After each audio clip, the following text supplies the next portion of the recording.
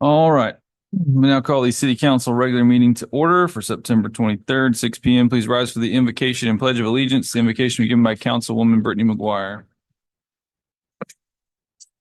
Heavenly Father, we want to thank you for this evening. Thank you for your protection and for your good health, Lord. Thank you for each and every person who showed up tonight, Lord, as we go through each of these decisions. As we go through, Lord, I'm asking you to give us clarity, give us wisdom, help us to be able to make the best decision that we can for Avon Park. Help us to all be in one mind and one accord. In Jesus' name, amen. Amen. I pledge allegiance to the flag of the United States of America and to the republic for which it stands, one nation, under God, indivisible, with liberty and justice for all. May be seated. Please call the roll. Yes, sir.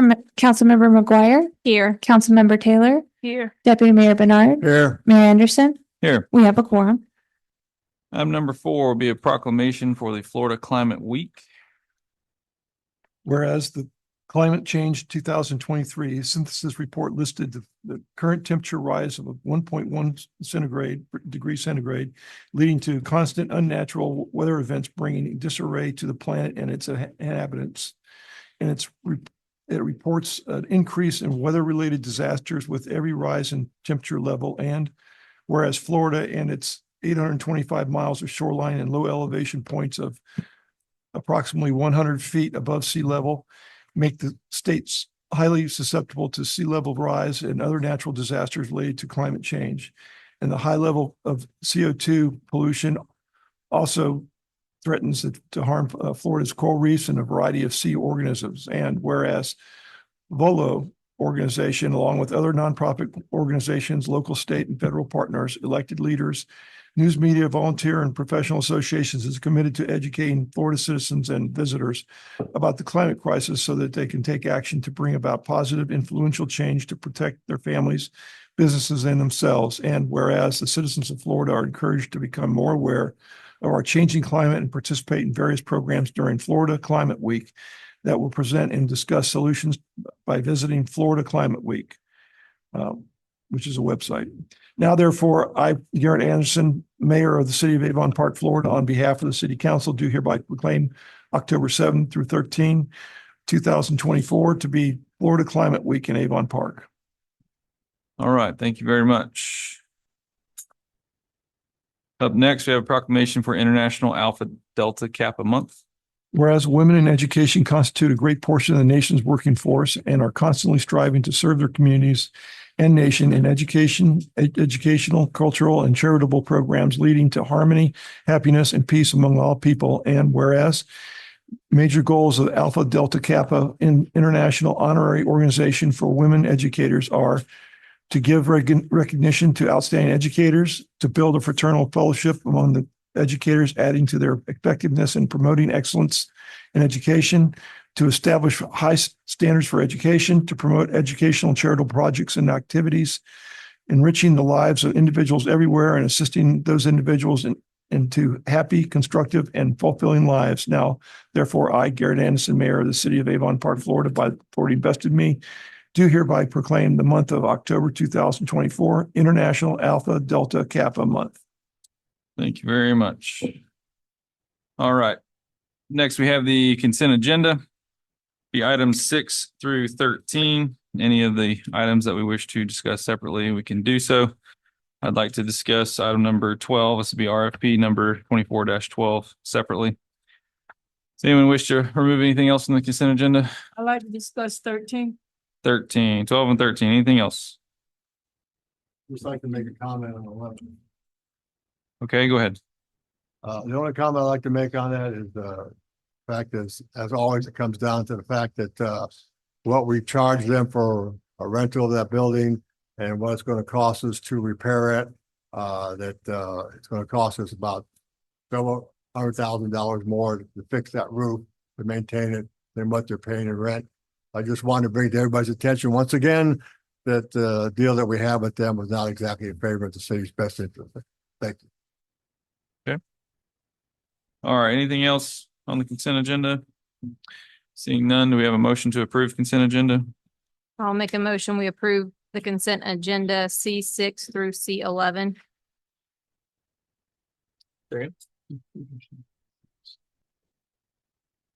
All right, we have a motion to approve 6 through 11. Is there a second? Second, All right, we have a second. Last call for questions. Seeing none, please call the roll. Councilmember McGuire, Yes. Councilmember Taylor, Yes. Deputy Mayor Bernard, yes, Mayor Anderson, Yes. motion passes. All right. What do you want to do, Jerry? This resolution, emergency resolution. Okay, go ahead. Let's add it in. What you don't have in your package is a resolution 2024-19. This is because we have the National Hurricane Center is monitoring potential tropical cyclone 9. And it's predicted to head to the northeastern Gulf by Thursday, September 26th. And because of the very short time we would have if we discovered it was heading towards us and then be able to set a meeting which complies with the law under the Sunshine Act, we proposed to basically do this subject, an emergency resolution as we normally do, subject to the governor issuing an emergency declaration.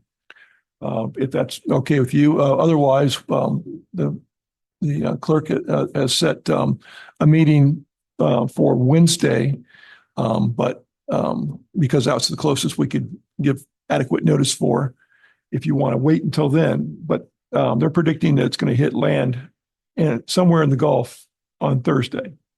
So it just seemed a little short for the city manager and I. Have to do with that.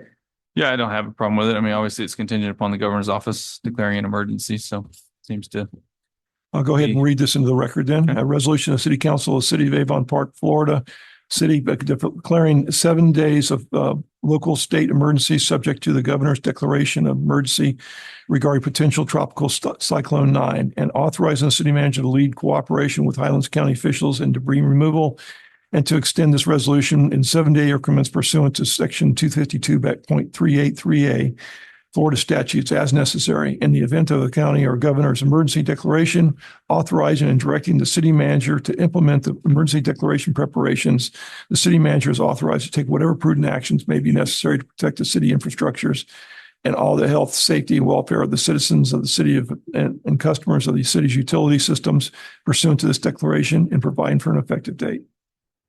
So if either the county issues a declaration or the governor issues a declaration, which is what 252 allows, then we can go ahead with implementing this, and they call it activating Okay. at that point. Any questions? I just want to let you know that at 11 o'clock today, that the governor did issue a state of emergency. So Oh, it's already done it. Okay. Because they hadn't when I looked at this at 2 o'clock. All right. Make a motion to approve resolution 2024-19. Do we have a second? second, We have a motion and a second. Last call for questions. Seeing none, please call the roll. Councilmember McGuire, Yes. Councilmember Taylor, Yes. Deputy Mayor Bernard, yes, Mayor Anderson, Yes. motion passes. All right, item number C12. This will be RFP 24-12 for the sale and development of city-owned property. I believe it's 101 West Main Street. Is that right? Yep. Correct. Miss Pipel, you want to discuss this item, or is it Rob? We'll both come up then.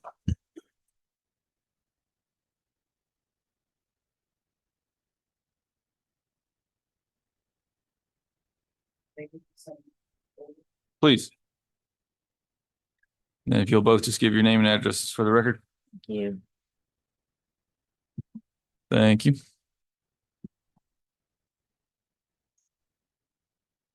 thank you.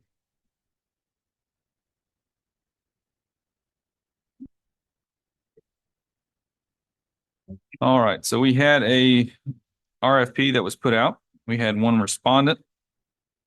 They are proposing building a 16,000 square foot building there, multi-story with business and residential, which is exactly what council at the time had asked for. So is there anything in particular that you'd like to start out with on this or just stand for questions? For Rob Bullock, 100 East Main. Sarah Piper, 100 East Main. As you've seen in the packets, we do have a developer that is interested in the property at 101 West Main for a multi-story, multi-use, exactly what the purpose of I believe the city would like to see be done. We've already started some of the process of working towards filling that building if you guys approve this development. And we're here for questions if you have any. Okay. All right, any questions at this point? I have a couple questions. How many parking spaces are you going to have available for the residents? As of right now, we were going to approach the city about utilizing the parking lot that's to the south of the property and working on an agreement with the city for use of that. I would advise that whatever approval you do is be in theory as opposed to a fact, so that it can all be worked out in an agreement. Sure. Because there's a lot of details associated with a project like this. So we would be approving the conceptual Right. design. Conceptual plan, subject to removal of the acceptance. Okay. If you can't come to an agreement with a detailed agreement. Sure. So if we remember back to the Burkle time, there has to be some type of a sale agreement. There'll be a time horizon in there, making sure it had to go through zoning to make sure that we have all the parking spaces that are needed and all those agreements worked out and everything. So there's quite a bit that'll have to be done, but certainly we can approve the concept of this proposal tonight. But I think tonight, we should try to flesh out some of the questions that anybody has, or if we approve this concept as a whole. Well, the reason I asked you about the residential parking is because one time they were going to, people were looking at the Bricker building to put up to, I think 18 rental units, and we decided there wasn't sufficient parking to have them do that. We said there'd be a maximum of 10 rental units. So if you're going to use the same parking lot that they would have used, then I think that a maximum of 10 apartment rentals would be okay with our development.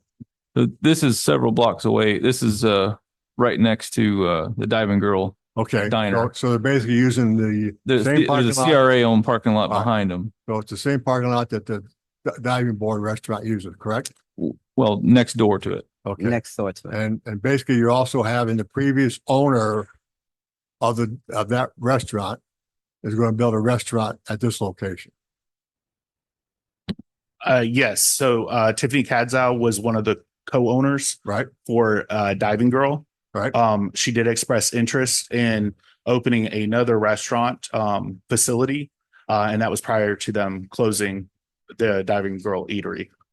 But certainly that wouldn't necessarily be in bearing on this decision because she's not the developer. So it's, No.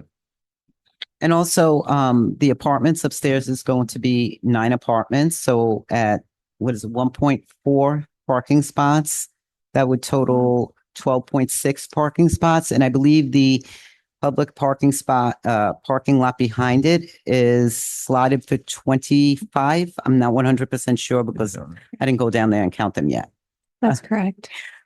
but I can do that. Yeah, that's right. That's Yeah. right. Okay. so So because it's, it is a CRA owned parking lot, Mhm. not a city owned parking lot. So we would have to get the CRA board to actually approve it. So that's Yeah. why we have to approve it in concept because there's a lot of parts to it. But- So I think the proposal just says 7 apartments, but you're saying that there's 9. There'll be 9 upstairs. It said 4 2-bedroom and 3 1-bedroom.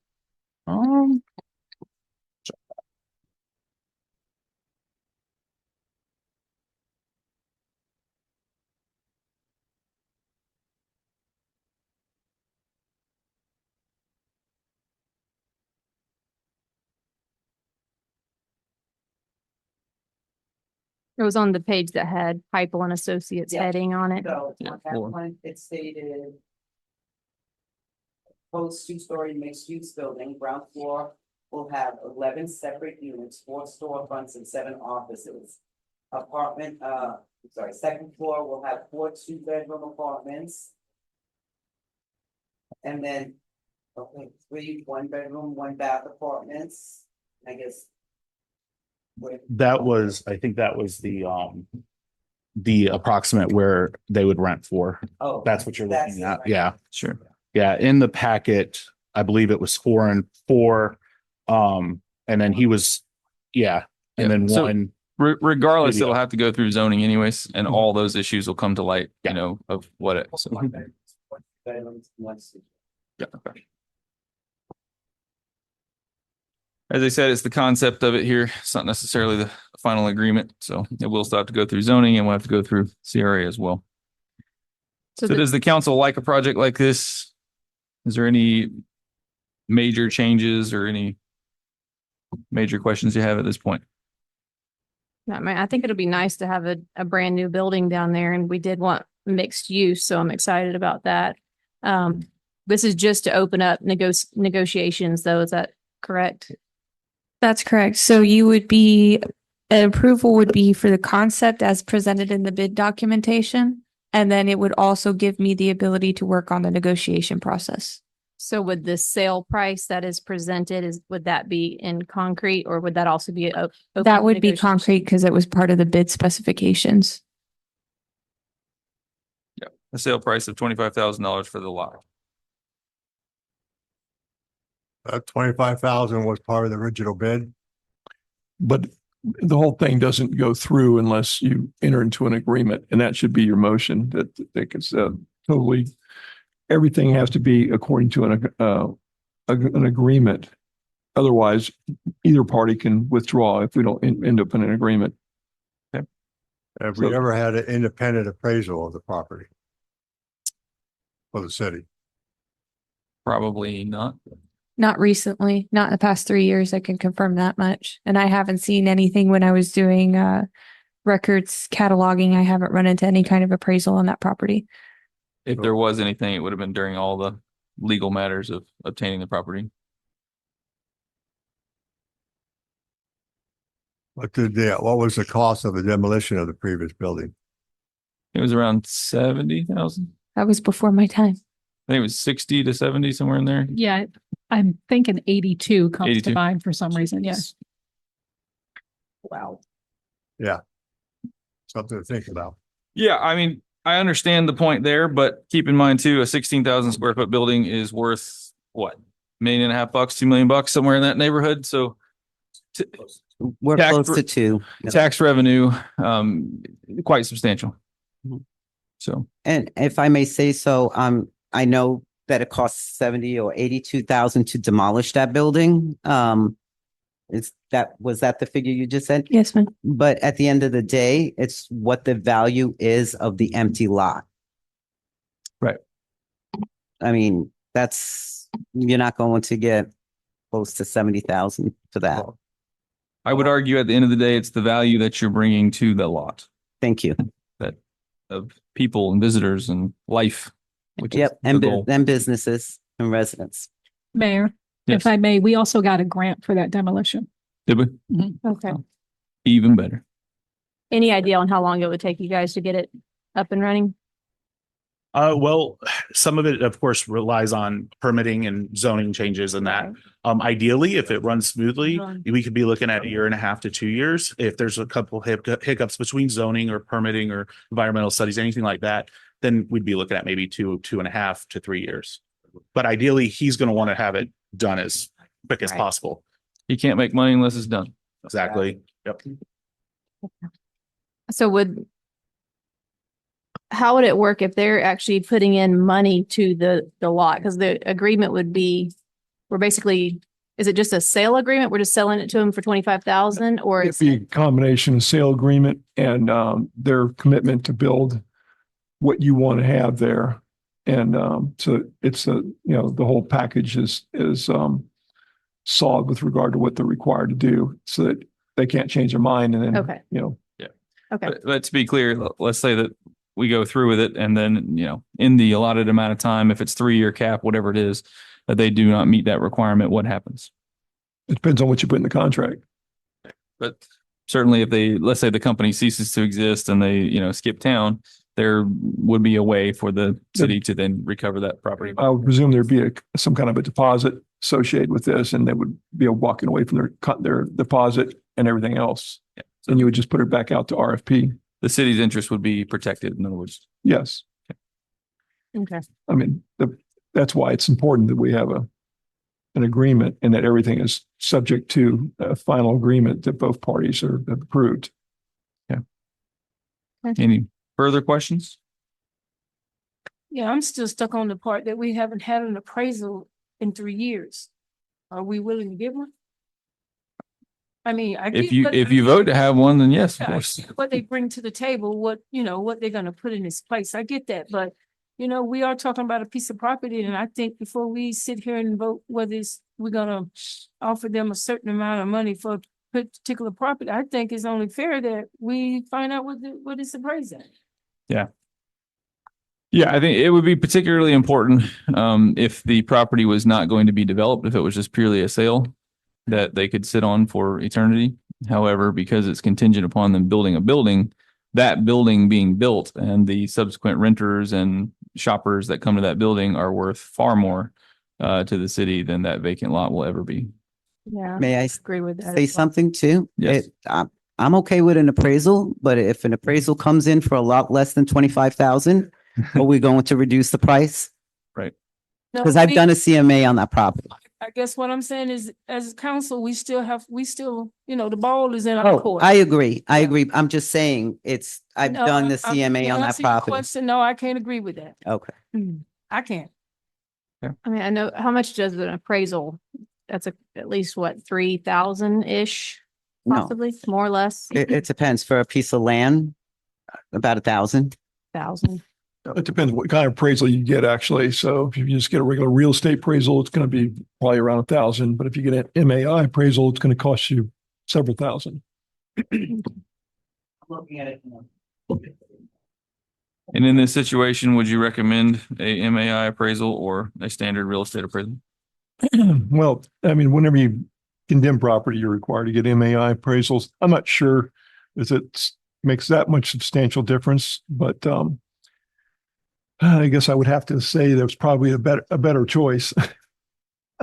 Since figured you'd I'm say not, that. well, I'm just not an expert in appraisals. I just Correct. know those facts. So So how exactly, if the council wants to proceed with this, how exactly would we proceed with getting appraisal done and all of that? Would we conceptually approve it tonight and then enter into a vote to go for an appraisal and wait for the outcome of that, or what? Jerry? yeah, you would have to wait for a deposit to make the appraisal to come back in order to make the decision if that's contingent on that. Okay. MAR will take you a few months to get. They're not as quick as real estate, but MAI might take into account the advantage of being able to build as opposed to just the value of the property as it sits. It would look at zoning and things like that with the real estate appraisal. But MAI may look further than that. I don't know. I know that they're more complex. That's all I know. Okay. So would the council want to, obviously, we're going to have some type of an appraisal. So would the council want to do a standard real estate appraisal or a MAI appraisal? Don't be shy. I mean, I don't know. I guess I'm still stuck on the fact, do we actually need one? I mean, I see Jim's point. You don't want to give the property away. However, I don't want to, it would be contingent on, like Garrett said, it's not just selling it. I mean, they can do whatever they want to with it. We're selling it and we're requiring a 16,000 square foot 2-story building to be built, including residences and stores. Right. So I see that argument part of the aspect, because basically we're selling it for 25,000, but we are getting a 2-story, 16,000 square foot building on Main Street out of the deal.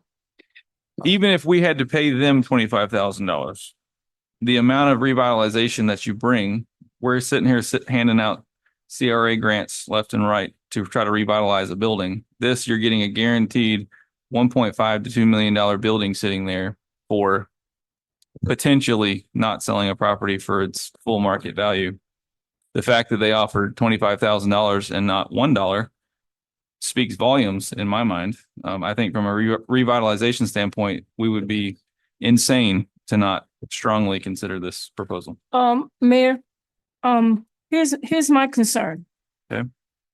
Back in somewhere between January and March of 22, we did the same thing for the Brickell building. Mhm. You know, it came to us, had someone come to us about, presenting this, big plan about the Brickell building and bringing all this, downtown traffic, for the building. And so far, what we got out of the Brickell building, a gym. That's all we got. Is a gym. 2 years later. Not quite that simple, but yeah. I mean, what I'm saying is, I get what they're going to be bringing to the table. They're going to, if they do what they say they're going to do, it's going to be bringing a lot to the table. I understand that part, but I still think that this is business here. You should be getting a appraisal of a piece of property that you're talking about selling. For all we know, it could be much more than $25,000. For all we know, what, we just going to give it away on some hope that this is what they're going to bring us?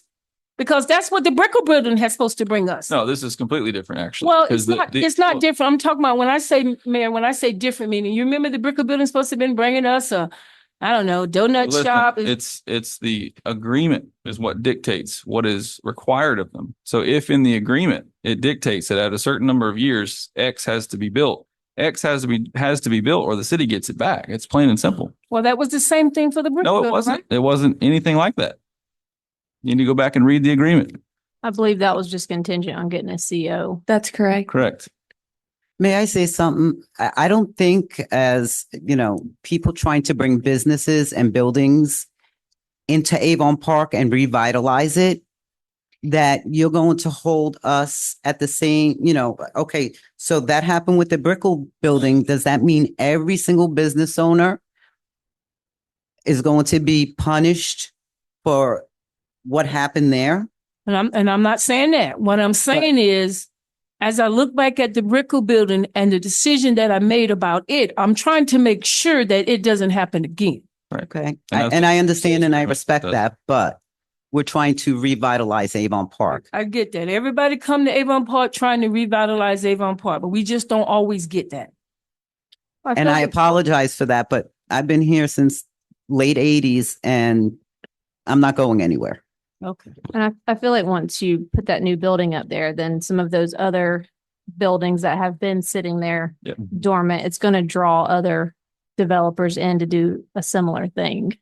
And that's what we're hoping for, Councilwoman. I mean, not to cut you off, but that's the hope is if they could see a fresh new building on Main Street, then more developers, more investors are going to want to come downtown. We've already seen an influx of the investors coming here to Avon Park as it is. So we're hoping that this will do ill. I know 8, 9 residences don't sound like a whole lot, but that's 9 more people that are going to be living on Main Street, eating at the Jacaranda, working out at the gym, getting coffee over at Sweetwater, eating at the Olympic. The businesses downstairs, that depending on what all goes in, those 3 or 4 storefronts and those other offices, those flex offices, that could be maybe 1,000 more people coming downtown.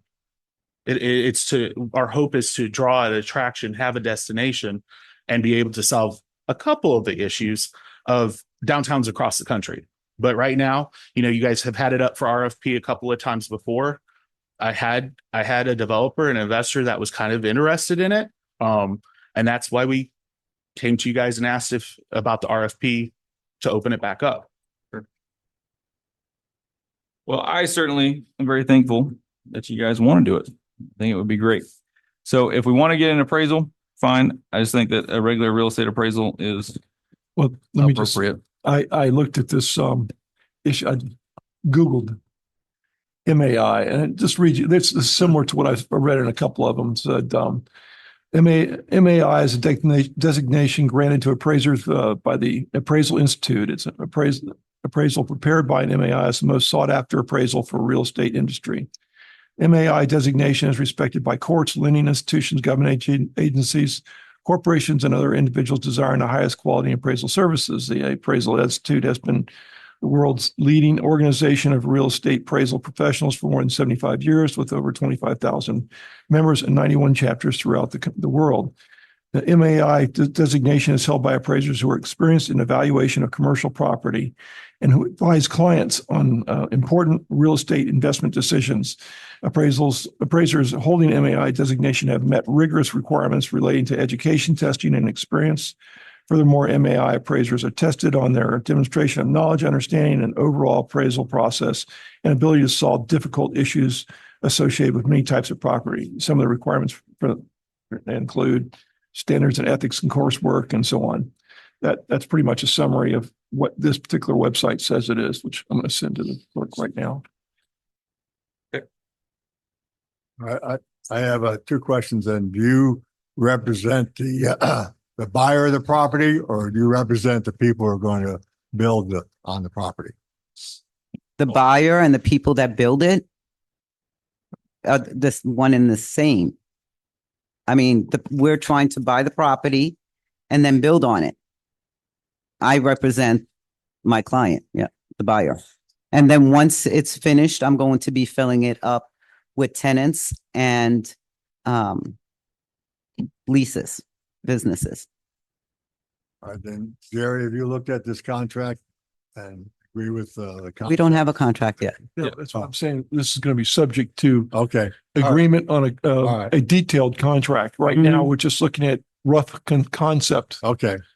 Well, with that being said, then I too am definitely in favor of growing downtown Avon Park. I've always been in that support.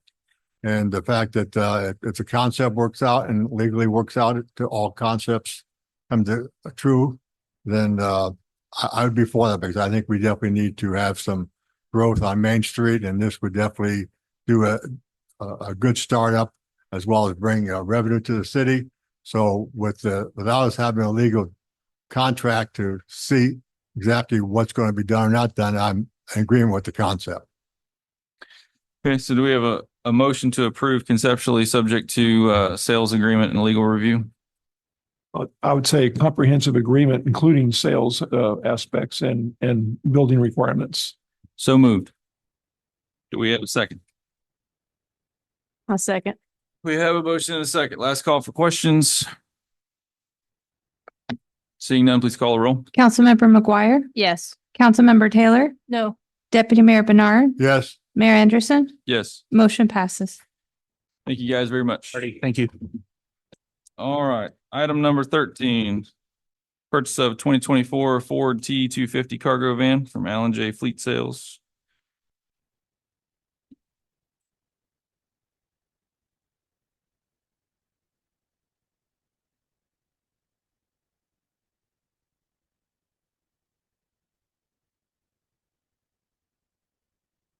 Hello, Jason Atkinson, Public Works Director. So this is replacing truck number 57, which has 186,500 miles on it. It's per the budget that was passed for fiscal year 24. So this was due for replacement, was put in. So we're getting near the end. And I found a vehicle. I reached out and I found a vehicle that wasn't picked up by Allen J by someone that ordered it. So meaning it's available right away instead of having the long lead times, and went ahead and put it on the agenda to try to purchase it. Okay. So like for like. Any questions? yes. Jason, what is this Ford E250 cargo van is used for? This is for the custodian that we have that works for the city, that goes around, visits Donaldson Park, Aleem McWhite, different areas within the city, the public works. So it's the one that does all the custodial work for the city.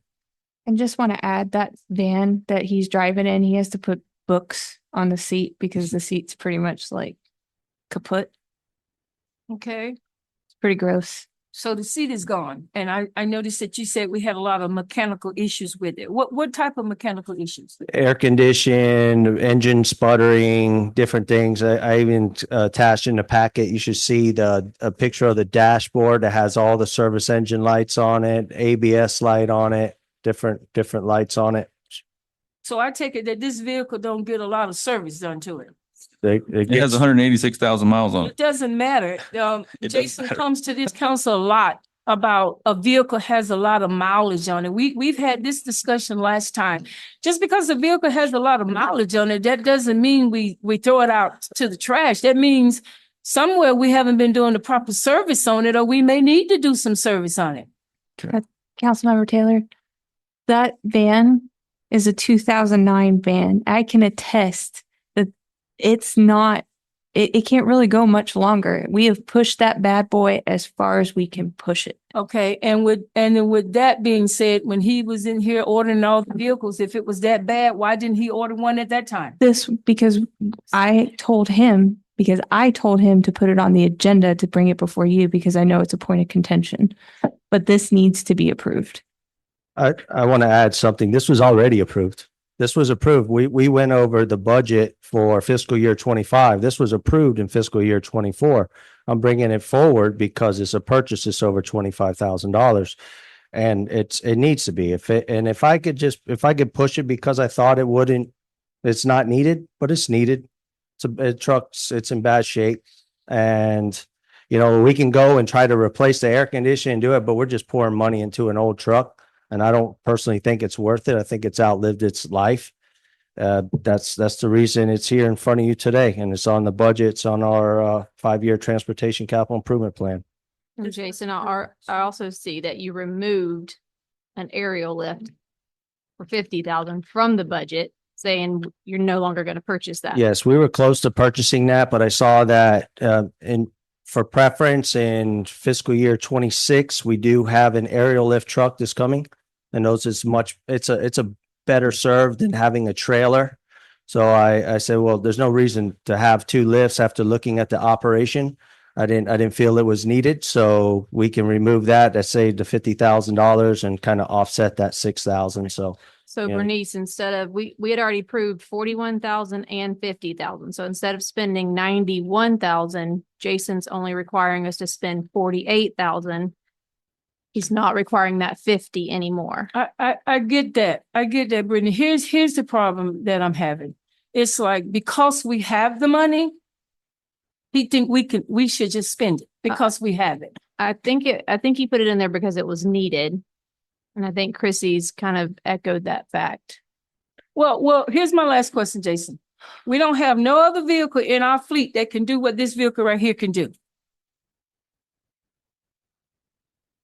we have one other van that's used by the landscaping crew, and they really should have a different type of truck that if I come back to you with that truck, that's probably going to be about $85,000, $90,000. We do not have another van that has houses supplies, and I believe this is a good purchase.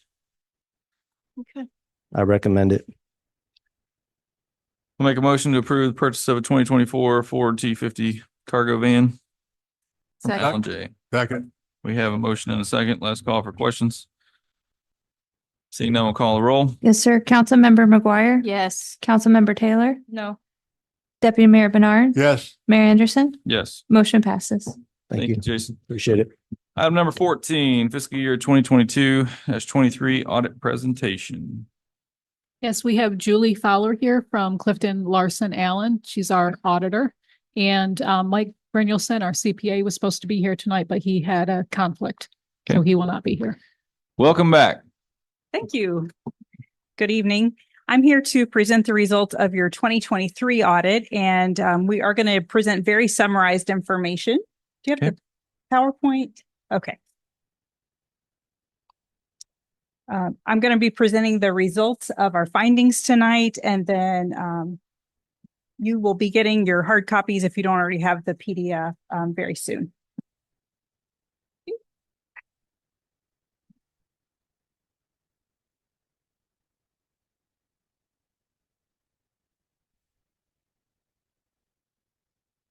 All right, so first up is our disclaimer. Just to remind you, the information I'm presenting tonight is very summarized from the audited financial statements that you'll be receiving, and we ask that you look at that entire document when you make financial decisions. And none of the information I'm providing tonight is legal because I'm not an attorney.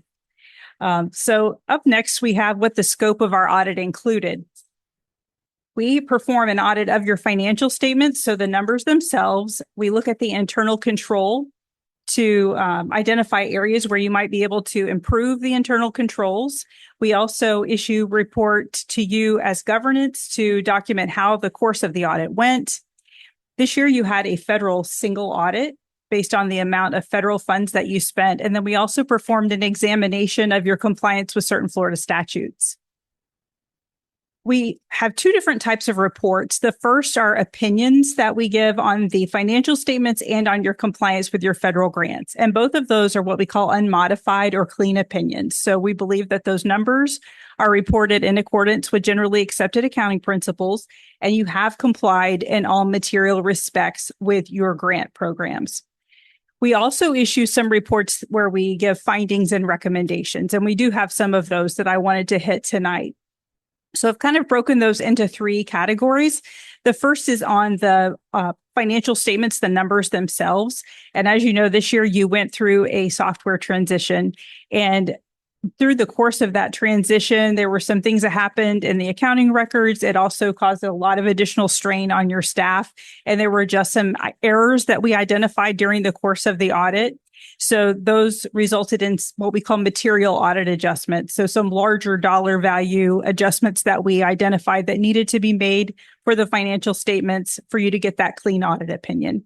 So we really believe this was a one-time thing just based on the additional time and effort that was occurring due to that software conversion. So I do not anticipate this being a finding in the future.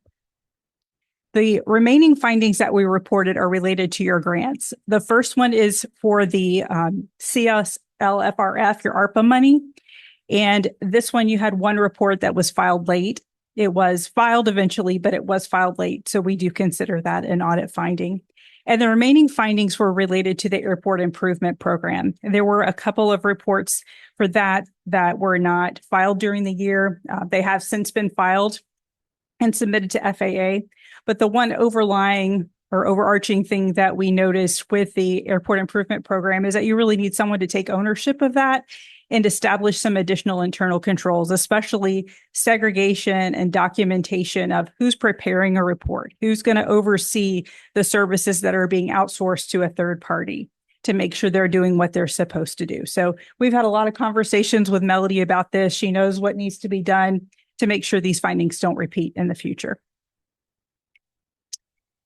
As I mentioned, we issue a report to you as the group charged with governance. Probably the most important thing for you to know here is that you did adopt one new accounting standard this year for subscription-based information technology agreements. This is just the accounting standards catching up to the cloud computing. Didn't make a huge impact on your financial statements, but you did implement that this year. The only difficulties that we had in the course of the audit were just some delays due to the changes in the software and staff constraints as they worked through some of those issues. So that's the highlights of the audit, and I'm happy to answer any questions you might have. Any questions for Julie? No. Okay. Seeing none, thank you very much. Thank you. All right, anything from staff before we move on? Okay. Item number 15, this would be a public hearing and second reading for ordinance number 08-2024. An ordinance of the city of Avon Park, Florida, amending the Avon Park Unified Land Development Code, specifically amending Article 2, adding new section 2.05.04, providing regulations for shipping/cargo containers for use as accessory structures for storage, and amending Article 3, Section 3.11.02B10 regarding the use of shipping and cargo containers for storage purposes, and amending Article 9, providing a definition of shipping/cargo container, providing for severability, providing for codification, providing for effective date. Okay. As the attorney said, this is the second reading of a previously discussed ordinance. This will be a public hearing. Public hearing for ordinance number 08-2024 is now open. Anyone wishing to speak on this shipping, cargo, container, accessory use issue can now do so. Seeing no takers, public hearing for ordinance number 08-2024 is now closed. Is there any questions or comments from the council? No, sir. Anything from staff? No, sir. All right, do we have a motion to approve ordinance number 08-2024? So move, please. We have a motion. Do we have a second? Second. We have a motion and a second. Last call for questions. Seeing none, please call the roll. Councilmember McGuire, Yes. Councilmember Taylor, Yes. Deputy Mayor Bernard, Yes. Mayor Anderson, Yes. motion passes. Item number 16, this will be a public hearing and second reading of ordinance number 09-2024. An ordinance of the city of Avon Park, Florida, amending the Avon Park Unified Land Development Code, specifically amending Article 2, adding new section 2.02.18, providing regulations for farmers market, and amending Article 9, providing a definition of farmers market, providing for severability, providing for codification, providing for an effective date. All right, the public hearing and second reading for ordinance number 09-2024 is now open. Anyone wishing to speak on the issue of farmers markets can now do so. Again, not seeing a huge wave of people running at the podium. Public hearing for ordinance number 09-2024 is now closed. Is there any comments or questions from the council? No, sir. No. Seeing none, do we have a motion? I'll make a motion. We approve the second reading ordinance number 09-2024. Second. We have a motion and a second. Please call the roll. Councilmember McGuire, Yes. Councilmember Taylor, Yes. Deputy Mayor Bernard, Yes. Mayor Anderson, Yes. motion passes. Item number 17, resolution number 2024-16, adopting the final millage rate. Resolution of the city of Avon Park of Highlands County, Florida, adopting the final levying of ad valorem taxes for Highlands County for fiscal year 2024, 2025, providing for an effective date. Okay, any questions No. on resolution 2024-16? Seeing none, do we have a motion? I'll make a motion. We approve resolution number 2024-16. Second. We have a motion and a second. Let's call for questions. Just one Go ahead. thing. It says, at the top of the resolution. Oh, never mind. That's the next one. But it does have to be a public hearing. Public hearing for the final adopting of the millage rate for resolution 2024-16 is now open. Anyone wishing to speak on the millage rate can do so. Seeing no speakers, public hearing for resolution number 2024-16 is now closed. We do have a motion and a second. Please call the roll. Councilmember McGuire, Yes. Councilmember Taylor, No. Deputy Mayor Bernard, Yes. Mayor Anderson, Yes. motion passes. Item number 18, this will be resolution 2024-15. A resolution of the city of Avon Park of Highlands County, Florida, adopting a final budget for fiscal year 2024 to 2025, providing an effective date. Okay, Mayor, Oh, go ahead. this also has to be a public hearing. Just saw that. All right, public hearing for resolution number 2024-15 is now open. Anyone wishing to discuss the final budget can now do so. Seeing no speakers, public hearing is now closed. Do we have a motion? I'll make a motion. We approve resolution number 2024-15. Do we have a second? Second. We have a motion and a second. Last call for questions. Seeing none, please call a roll. Councilmember McGuire, Yes. Councilmember Taylor, Yes. Deputy Mayor Bernard, Yes. Mayor Anderson, Yes. motion passes. Item number 19, resolution number 2024-17. A resolution authorizing the submission of an application for the Florida Recreational Development Assistance Program, FERDAP, to the Florida Department of Environmental Protection for federal fiscal year 2025 to 2026, and providing an effective date.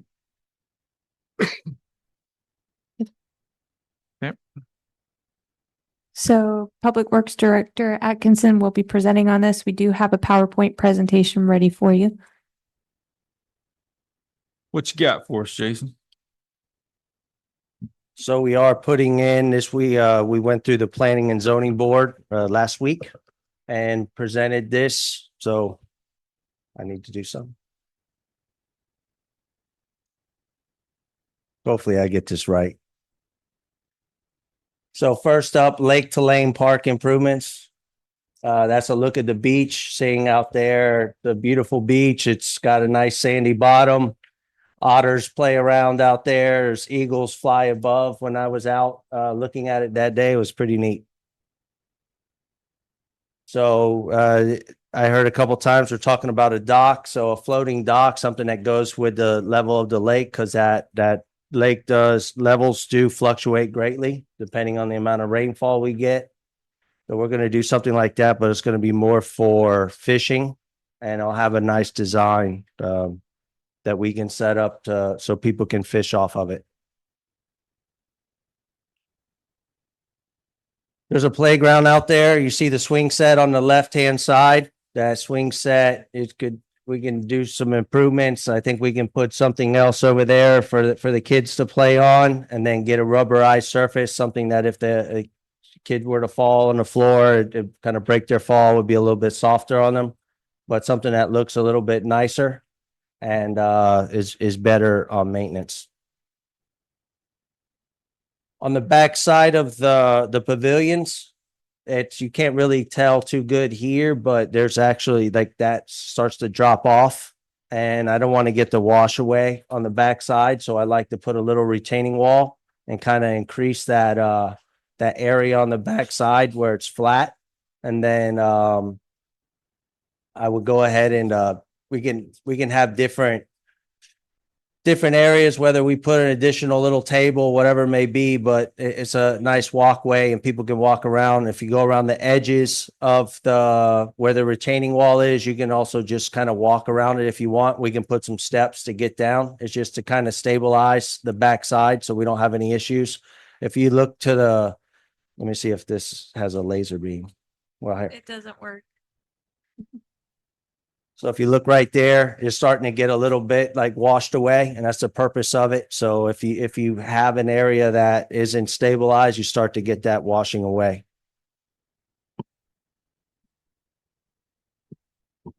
I was hoping and maybe something we can do in the future, but our land only goes to where the park is. So I do want to get an area around the park, get some little walking path to kind of connect everything that's there. But the other parts that go around the lake and go over to the southwest corner, then over to the west side of the lake. The west side does have a sidewalk, but there is nothing connecting. I looked at that property belongs to the Avon Park Housing Authority. So I'd have to see what we do in the future about them maintaining it. Maybe there's something we work out somehow, some way. So if you look to the right, that's steel pavilions with the roof. It's got additional support beams that run in let me just point out here. So those additional supports that are up there, they're better for the roof, but this roof is much more stable. The one to the side, that got the white roof behind it, that's an aluminum, and it's got, I guess, longer stretches. It's similar setup to how we have at the shuffleboard. I guess you call it pan roof. We want to make those look the same, have a consistent theme throughout. And do that. I'll probably put some new paint and make sure they all kind of match when it's all said and done.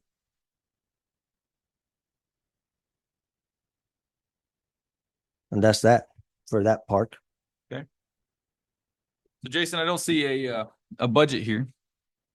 So we're putting in for a $200,000 grant. That's a non-match grant. And How much of that do you think you'll get done for 200 grand?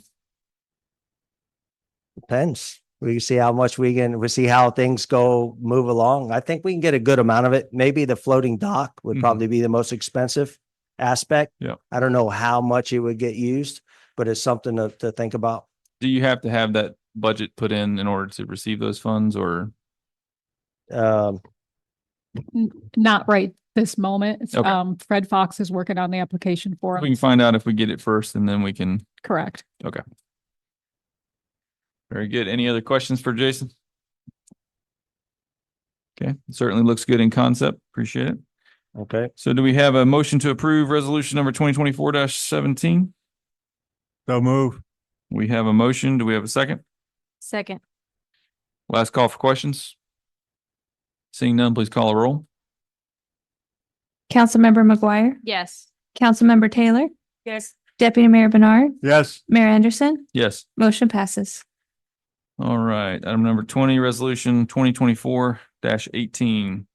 A resolution authorizing the submission of an application for the Florida Recreation Development Assistance Program, FERDAP, to the Florida Department of Environmental Protection for federal fiscal year 2025 to 2026 and providing for an effective date.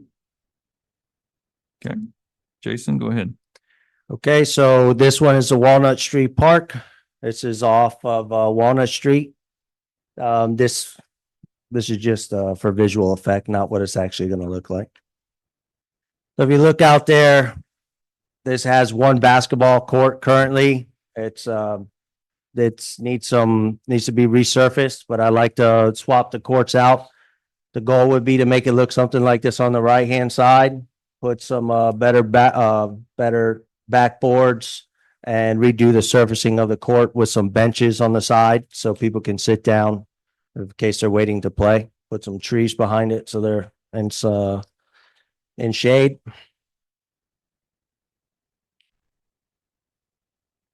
So Councilwoman McGuire brought up a walking path, and I think it's a great idea. So we would put a walking path going, exercise path. Let me make sure I use those words right.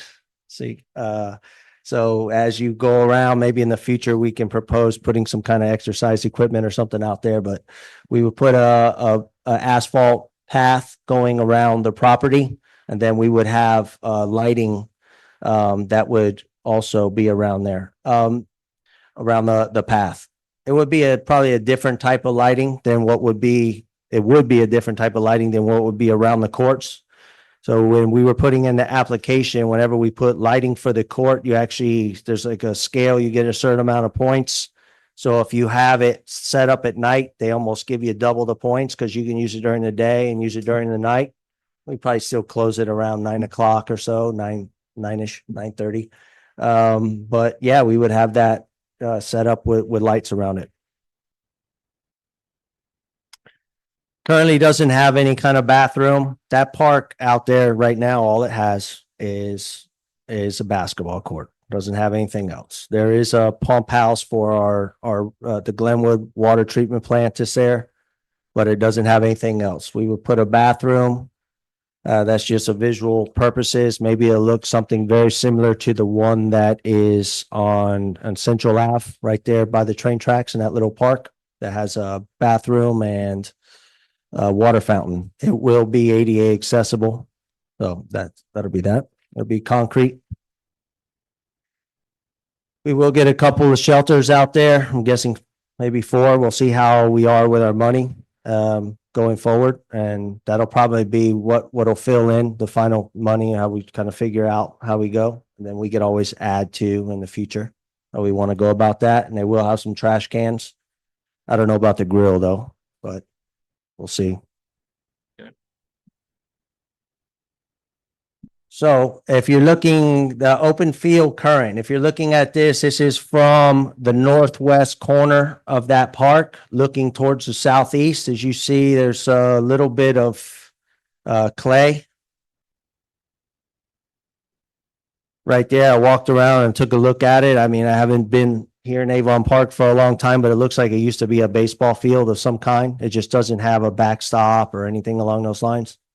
I was up in the air on what to do with the area, but I've seen some people playing different things. And I know there's people that love to play soccer, and this is a small little soccer, like a smaller soccer field that kids can play or adults can play.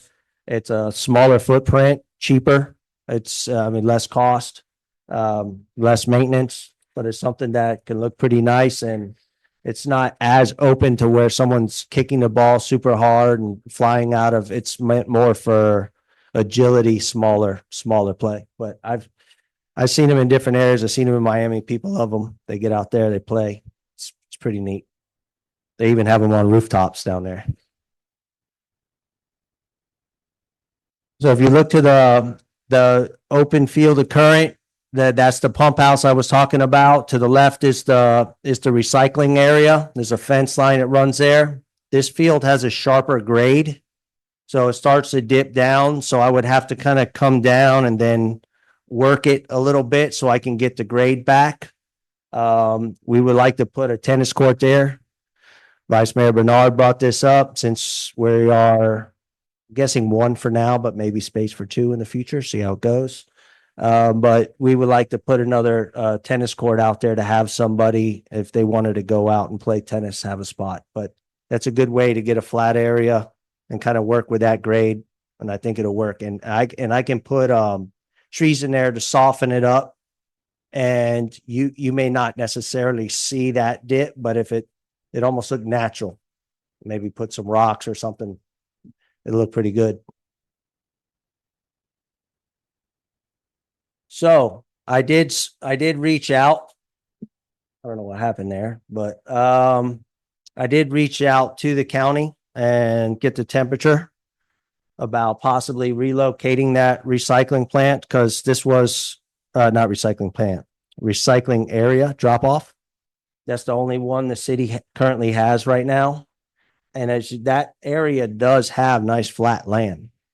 And if we were to make the park look really nice, now I got a recycling area there. So the old Jana plant, it does have, we have a lot of usable surface there as far as concrete.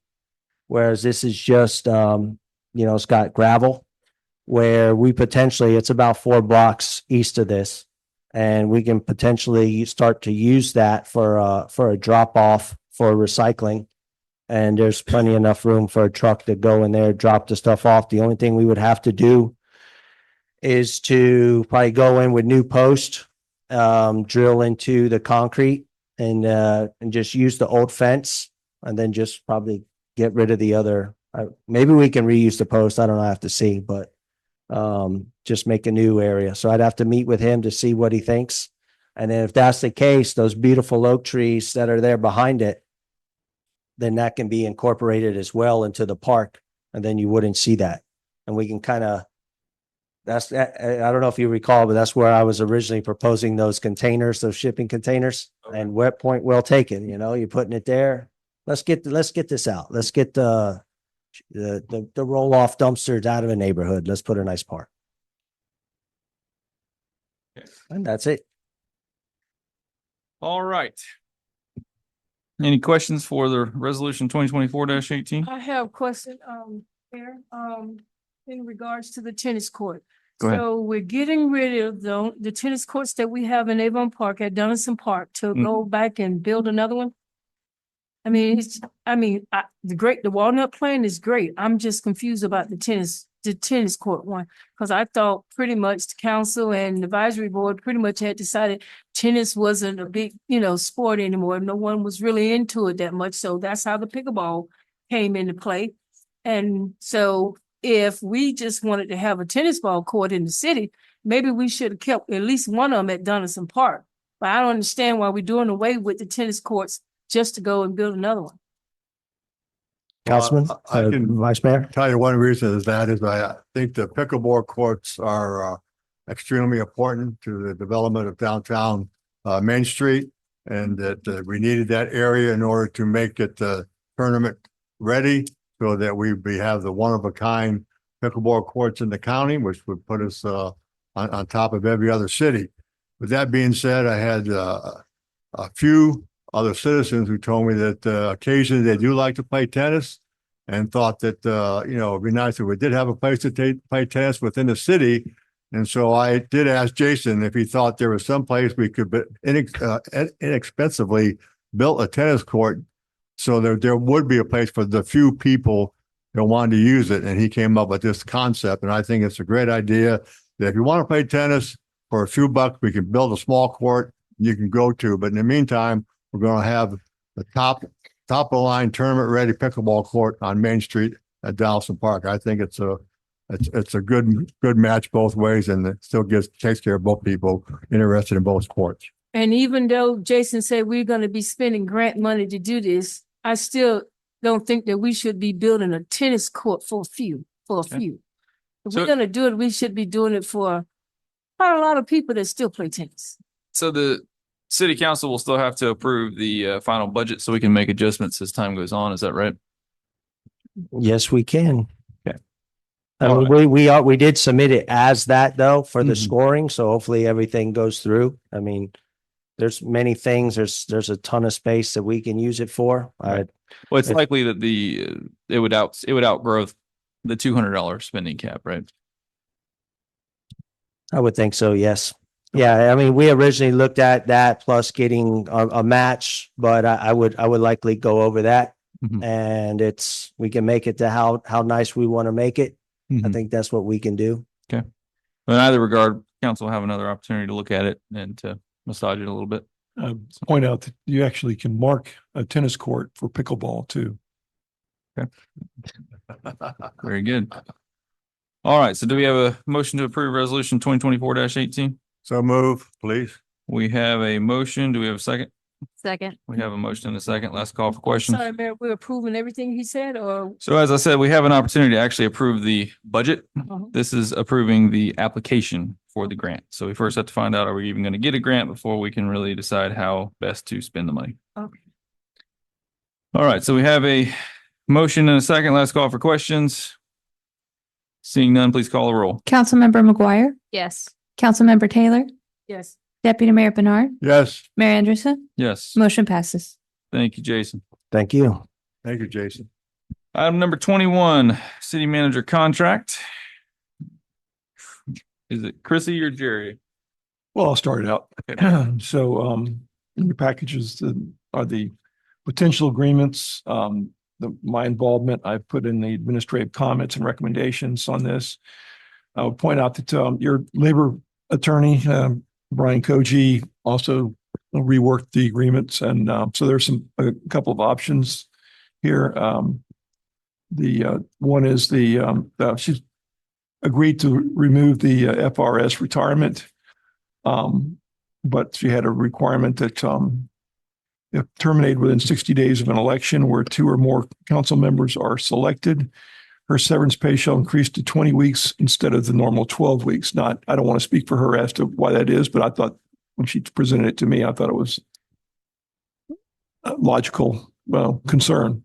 Because elections change people, and all of a sudden the new people have a throw the bums out attitude, then, it doesn't give anybody an opportunity to work with the new people and say, I'm not as bad as you think I am. That's my experience after 32 years of doing this. I don't know what you're getting at, Jerry. Not meaning no insult whatsoever. All right, anything, Chrissy? I did add, for Miss Kelly, and you'll see it under item D. It was to, have the 180-day performance evaluation. Okay. So that was one of Miss Kelly's requests for the agreement. All right, now Ms. Kelly is here. Do we have any questions for her, or would you like to say anything? Just give your name and address for the record, please. Danielle Kelly, Sebring, Florida. Okay. There is one additional change that I don't think was highlighted under compensation. I added an escalator of 5% per year to increase the base salary by. And I think Jerry did an excellent job of explaining why I would like the 60 days.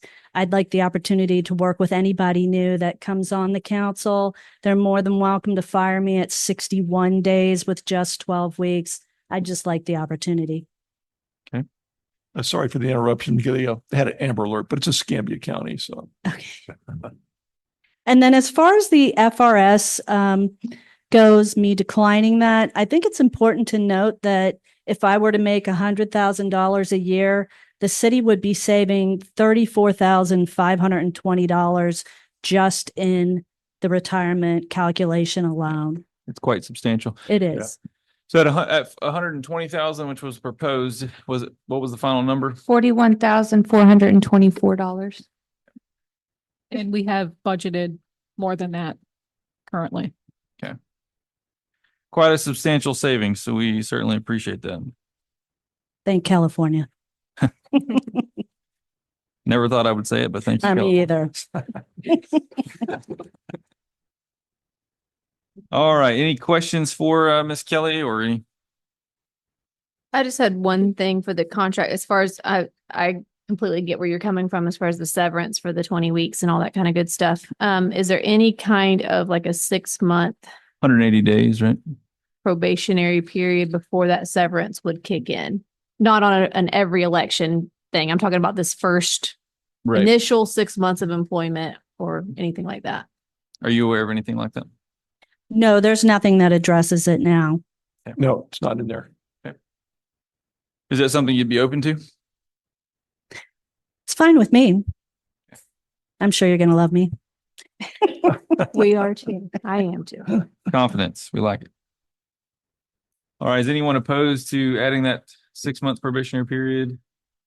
The only reason I mentioned 6 months is because Christy said that was already in the handbook, right? As Yep, far that's as- our standard probationary period is 6 months. And your proposal is just for the effect of this severance? just until, yeah. So the 6 months before the severance option kicks in. Okay. So in other words, it wouldn't cover this election cycle. It would cover Correct. future election cycles. Okay.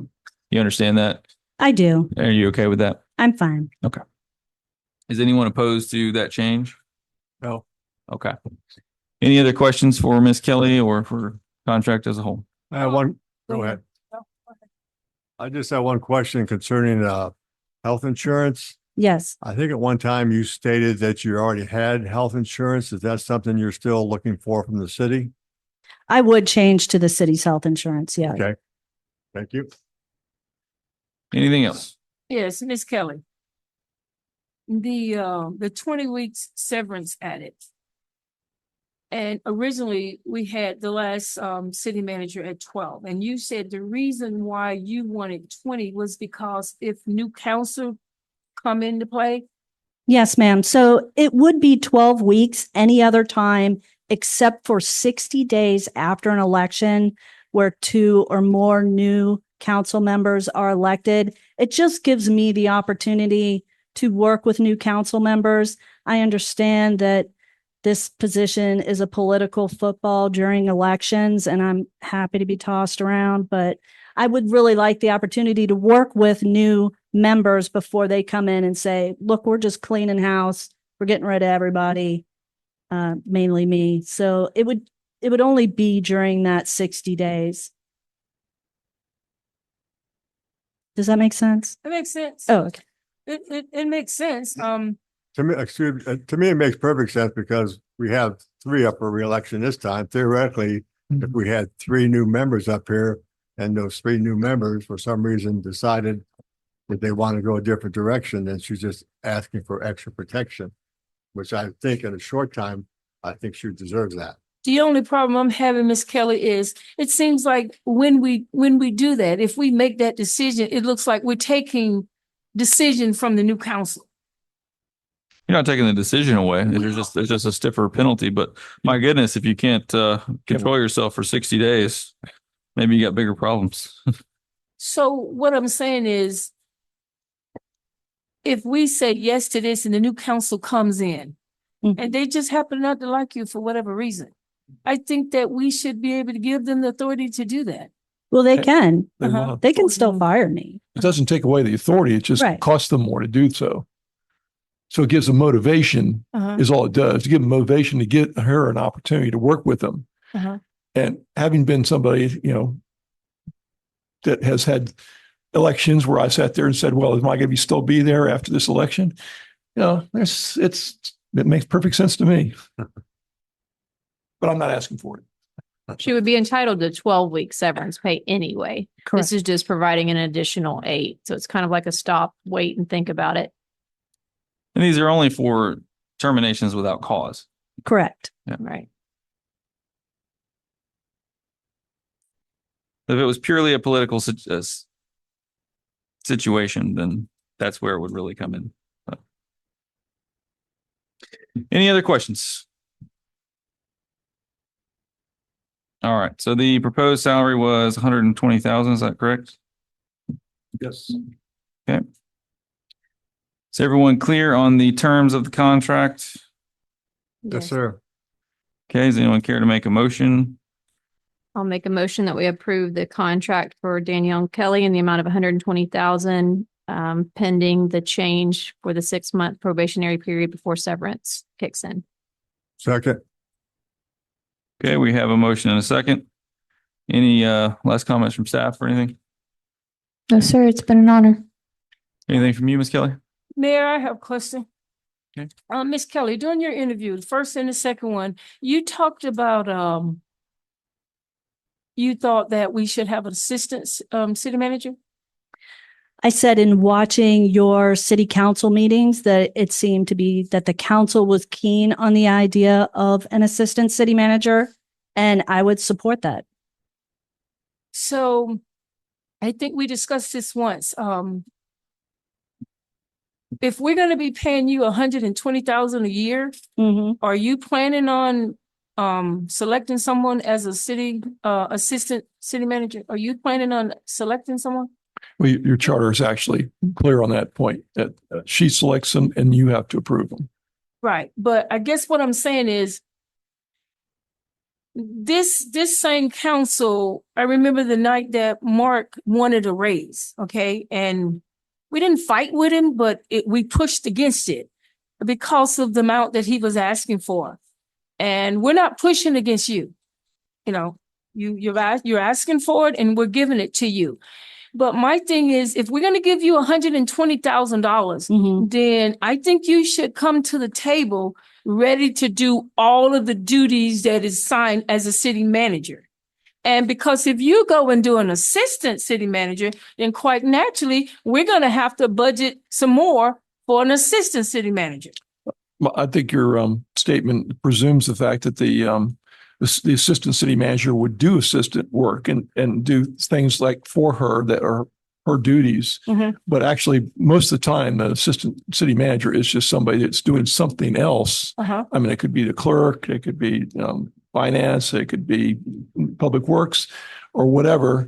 And then they're there to step in. So you don't have that gap that we had Right. this time. And I understand that, Mr. Burr. I guess my question now that I'm asking, Ms. Kelly is, are you going to be electing a assistant city manager and be asking for a raise for that person?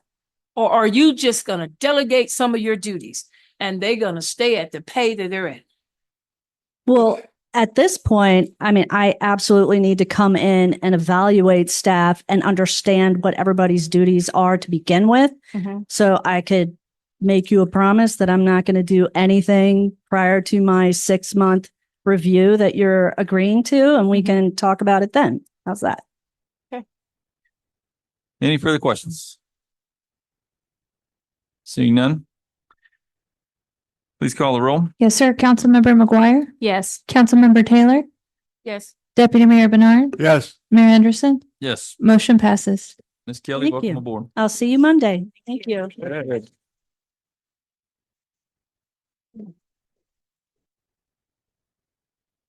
All right, item number 22, discussion of draft land lease agreement with Ignite Wireless, Inc. Okay, this is not for passage tonight. It's simply for you to review and comment to me or comment at the next meeting or whatever. We still have to have 2 meetings and pass it in the same form as we do ordinances in order for it to be approved. It's a very long-term lease.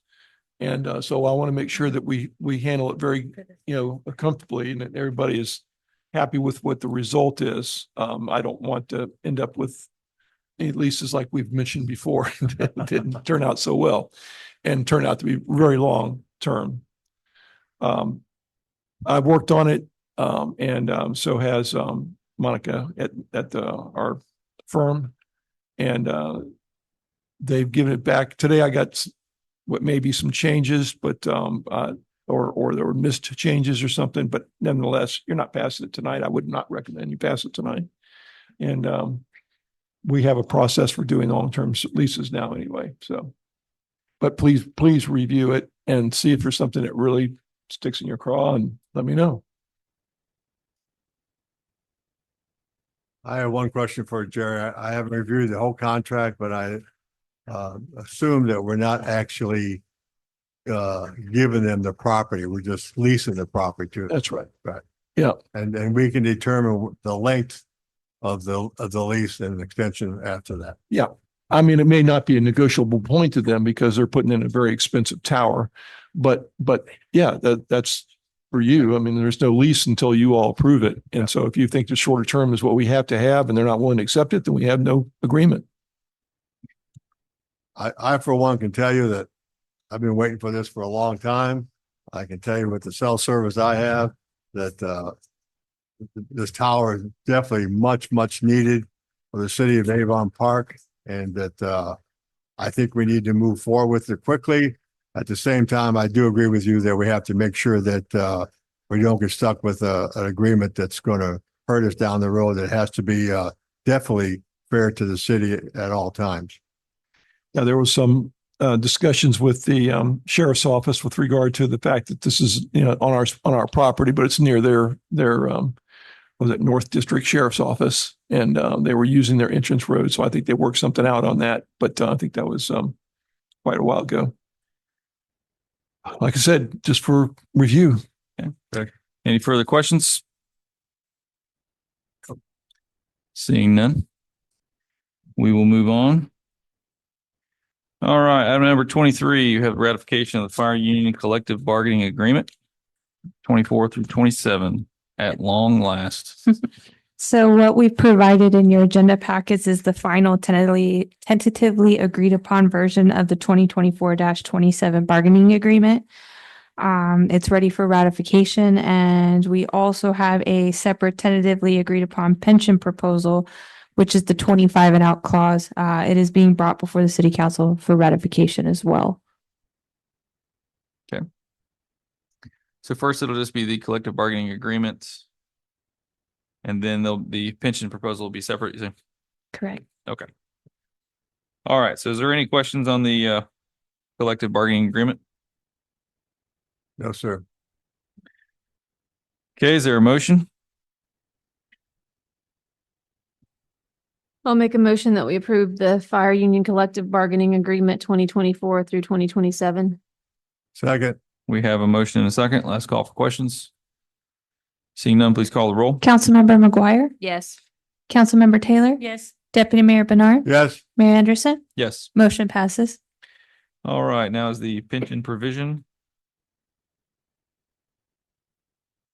Is there any speakers on the pension provision? Anyone? Chief, did you want to talk about the pension provision? Or is there any questions about it? We'll start there. Everybody understand? Yeah. Okay. I think we all understand. Does anyone care to make a motion on accepting the pension provision? 25 and out. I'll make a motion that we accept the pension provision 25 and out. Do we have a second? I second it. Do we have any questions? No, sir. Seeing none, please call the roll. Councilmember McGuire, Yes. Councilmember Taylor, Yes. Deputy Mayor Bernard, Yes. Mayor Anderson, Yes. motion passes. Thank you very much. Thank you. Welcome. You wore us down. Item number 24, we have the Highlands County Sheriff's Law Enforcement Contract Extension. We do have the sheriff himself here with us And his counsel. and his counsel and Major Hood. Are you guys going to be presenting anything or just standing for questions? Okay. All right. Do we have any questions about the contract extension? I mean, before we go into the question, I just want to point out that I was asked some questions about this. So I asked that the city manager provide you with the previous agreement. So there's some context here. Okay. It should be on your desk. Any questions about the extension? I have some questions and comments for the sheriff, Mr. Blackman, if he doesn't mind, please. If you will, just identify yourself on the microphone there. Highlands County Sheriff Paul Blackman. Thank you, sir. Thanks for coming tonight. Yes, sir. Let me make a couple comments and I'll ask some questions in between. Contract usually started in October 1st, 2021. I'm sorry, sir. I can't hear what you're saying. I apologize. Okay. Can't hear you because you're not close enough. Okay. I'll start over. Yep, please. Okay. The contract originally started in 2021, October 1st, correct? Correct. Okay, and we were paying you $2,002,258. And then the following year, we paid you $2,510,610. And then the last year we paid $2,585,928.01. In those 3 years, could you please tell us how much money the sheriff department gave back to the county? If you would have called me and let me know prior to, I could have answered that question. I can tell you what an average is over the past couple of years. Okay, Since taking office at as the sheriff in 2017, till current, although we haven't given back money yet this year, it's been an average of about 1.3 million. okay. So the city's paying you almost, what you're asking for, almost $3 million. How much of that $1 million+ you give back to the county do you give back to the city of Avon Park? Well, we entered into a contract with the city of Avon Park, so none of that money came back to the city of Avon Park. So I am not currently under a contract with the county. I am under a contract with the city. when do you start a contract with the county, sir? I'm under a budget that is approved by the 5 county commissioners. Okay. That budget is approved. And then if I do not spend that money, I give that money back. And that money comes from certain areas like inmate welfare, or it could come from grants that are not used, generally not used, those monies that we get for capital expenses such as vehicles and stuff of that nature that we do utilize Avon Park money for. Okay, let's talk about the vehicles. We've been paying you $200,000 to replace with new vehicles. Is that correct? Per year? You originally paid us $200,000 for I a mean, couple in of the last vehicles. several years. That sounds about correct. I don't know the exact dollar Okay. amount. No, It dictates a number of vehicles, right? Okay. It's 5 vehicles. How many new vehicles are used in the city of Avon Park on a daily basis? I would have to get back with you on that. I don't know exactly. I'd get with my fleet captain to figure out the vehicles that were purchased, where they actually went through the organization. I can tell you that the money that we get from the city of Avon Park to buy a vehicle, that vehicle will come to the city of Avon Park. It has since we've entered into that contract.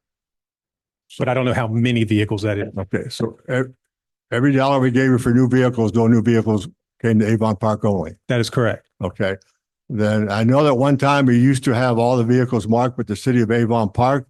My understanding is that you used to they were magnets, and you took those off and moved them to the next vehicle. And then I guess you got tired of doing that, so we stopped doing that. Is that correct?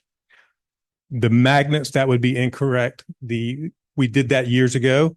Now we have actual decals on the windows that say Avon Park. So every vehicle that works within the city of Avon Park has Avon Park on them.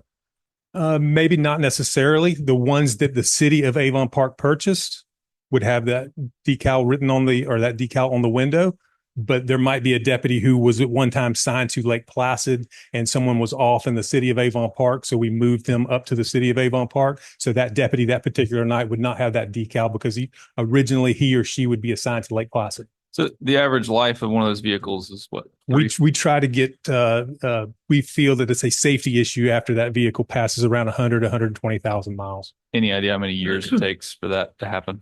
Not long. Now, all the ones that are assigned to the city of Avon Park, we get a longer life period out of them because they're not traveling quite as far. So a deputy that works in the Sebring area that's assigned to the west side of Sebring might have to go out into the Kissimmee River Estates a couple of times a night. That guy's going to put on a lot more miles than somebody who's assigned to the city of Avon Park. The point is, if Avon Park's buying 5 vehicles every year, chances are there's more than just those 5 vehicles out there in the county that's being used. So Absolutely. Yeah. And some of the folks that are assigned to the city might be on the SWAT team. Right. So on their off days or their days that they're SWAT training, that city car might be out at the range. So Yeah. there are certain times when it's not always in the city limits. understood. Sorry to interrupt. Go ahead. Thank you. Another question, previously, all the contracts, I believe you asked for a 3% increase year to year, and now you're asking for a 5%. Is that correct? That is correct. Okay. I think that you're putting a lot of pressure on the taxpayers of city of Avon Park doing that. I think the timing of this process tonight is concern to me for our taxpayers and our citizens. And let me say the reasons why, because we just passed the budget for next year, as well as hired a new city manager and gave her a contract. I would propose that we could work with the existing contract until the time we give the opportunity for the new city manager to go over the new contract agreement with the changes and let us hear her opinion about that. Would you be acceptable with those terms? I would not, no, sir. Mayor, may I? We Go ahead. budgeted for the 5% increase Okay. already. And I would like to also state, Deputy Mayor, that in fiscal year 22, the sheriff's office gave us back $61,000. And I think that was for a sergeant that wasn't. It was for a sergeant's position that went unfilled. So we didn't meet the obligation of our contract. And to your point, Councilman, the 5% increase was asked for one particular reason. I gave all the deputies all the members at the Highlands County Sheriff's Office this year a 6.5% increase in their pay. So I didn't ask for the total increase that the people that work for the city of Avon Park. We cut it to 5%, and which it clearly states in the contract I can do such. So that's why I was asking. And I might also add that our current contract expires on September 30th. So I would like to have a contract in place, even though it's just for a year, giving the new city administrator time to get her feet wet, so to speak, realize what the responsibilities are. That gives us time to meet in May, as the contract states, so we can kind of work that out moving forward. So that's the reason why you just made a 1-year extension instead of asking for 3 years? That is correct. Sheriff, did I just hear you say you gave all the deputies a raise or just the one that wrote patrol Avon Park? No, ma'am, you heard me say, I misspoke first. I said all deputies, but I meant to say every member at the Highlands County Sheriff's Office received a 6.5% increase in pay. That would be civilian members, detention deputies, deputies that work patrol, detectives, that would be everybody. And Mayor, what do that have to do with our contract? Because the deputies that are assigned to the city of Avon Park will also get a 6.5% increase to their pay. So I'm going to eat, or the sheriff's office, the budget is going to eat 1.5% of that increase for the citizens of Avon Park. But you can afford that because you give back over $1 million every year. Is that correct? No, sir, that's not correct. That's not? That's Didn't you just state the average was over $1 million per year you give back to the county? That part was correct. Yes, sir. But I cannot use that money to give out raises. That money, like I mentioned before, that money would be leftover grant funding. That would be leftover inmate welfare, different areas. We have about 72 different accounts where money comes into from whether it be from the state, but be federal, maybe county, and I can't just use that funding for raises for the deputies. So the source of that extra funding would vary year to year. Absolutely. Yeah. I'm assuming you can only use your general fund dollars for your pay. That is correct. Well, I use general fund dollars. I use the contract that I have, that we've signed with the city of Avon Park. We've also signed a contract with the school board of Highlands County. So I use those funds for salaries and stuff for deputies and stuff. Understood. Any further questions? Sheriff, I have a question. I was looking at 12E, where you provide all the necessary additional costs to the city following the expertise and services and facility. And Could you give me a page number? You're in the old page 3. Page 3 in the old contract? The one that's fixing the to new expire, or the new one? This one don't have the original stamped on it, so this is page 3. so the one with the stamp is the actual original contract, and the one that's blank is the proposed new contract. Right, I'm talking about the proposed one, page 3. Well, my proposed contract only has 2 pages, ma'am. Oh, you just had the amendment part. Okay, well, I don't know how you're gonna follow Oh, along. they might be the same. It So, might be the same. yeah. So what specifically were you talking about on page 3? E. E. So look, I got E it. is the same. Got it. Okay. Sheriff, you say you offer all the expertise, services and facility. And I wanted to ask you a question about Avon Park, Hal McRae and Delaney. Seems as though we have a lot of crime there. And so as I'm looking at your list 1 through 18, you offer a lot of services. So my question is, would you offer any type of services like I'm trying to think of the word I'm looking for. You know how you have a small building set aside for a deputy in an area? Similar to like a substation? Substation. Mhm. Is that something you would offer Avon Park? Avon Park in on the south side, because it looks like it's very much needed. I see all the different services you're saying you offer, but I didn't see any. I don't know that a building isn't necessarily a service. If you guys want to build a building there and Mhm. utilize it and name it as a substation for that area. No, I'm we'll- saying if we offer you a building, Sheriff, I'm talking about if we offer you a building somewhere in that area, would you be willing to set up a substation there Sure. with one of your deputies? That would be an area for a deputy or a detective to go and do interviews or write reports or use the phone or the restroom, something that would be wonderful to have one of those in that area. I was more on the page of someone manning that office. Well, that would be something we would need to put into the contract because you're talking about additional personnel. We're going the wrong way, Bernice. Back away. I guess what I'm saying, Mary, is I'm not trying to add more to the contract. That's not Yeah. what I'm trying to do. Well, I think maybe a better question would be, she has a concern of the crime that's in that area. Do you have any suggestions of how you may be able to help with that crime Well, issue? currently in those particular areas, we have often used what we call the eye in the sky. So if we have an area that is what's maybe considered a high crime area or an area that we have a lot of calls for service, we will move that eye in the sky in that area where our deputies and our communication centers have 24/7 access to the video of what's going on in that area. So we utilize that all the time in that area. I understand that part too, Sheriff, but you and I both know that when that's not present, crimes come back to that area. It keeps coming back to that area when the eyes in the sky is not present. Yes, I noticed that you have one over there on Ernest Sims. I think that's the road. You have another one on Ernest Sims. There's one right behind the park there, one street to the south of Hal McRae. I don't know the name of that street off the top of my head. Okay. It's right there by the church in the church parking lot. Okay. I'm gonna piggyback off what the mayor said. Are you willing to do extra than what we're doing now in reference to deterred crime?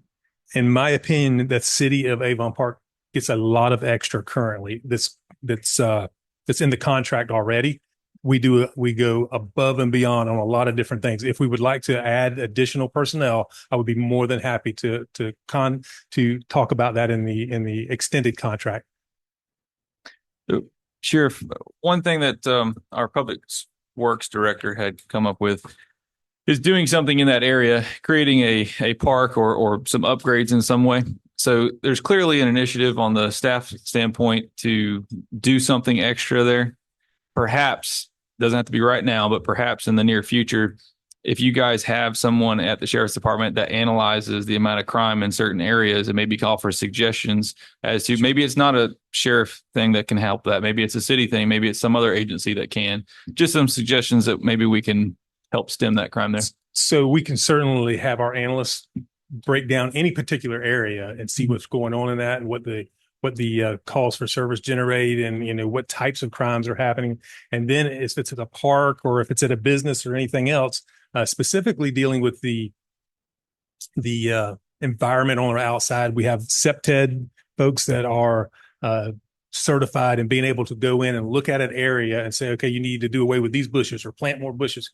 Right. It would make the environment a little more safe. So yes, we absolutely do that. We do that for the city of Avon Park. For when I say the city, folks, businesses in the city of Avon Park, pretty much all the time.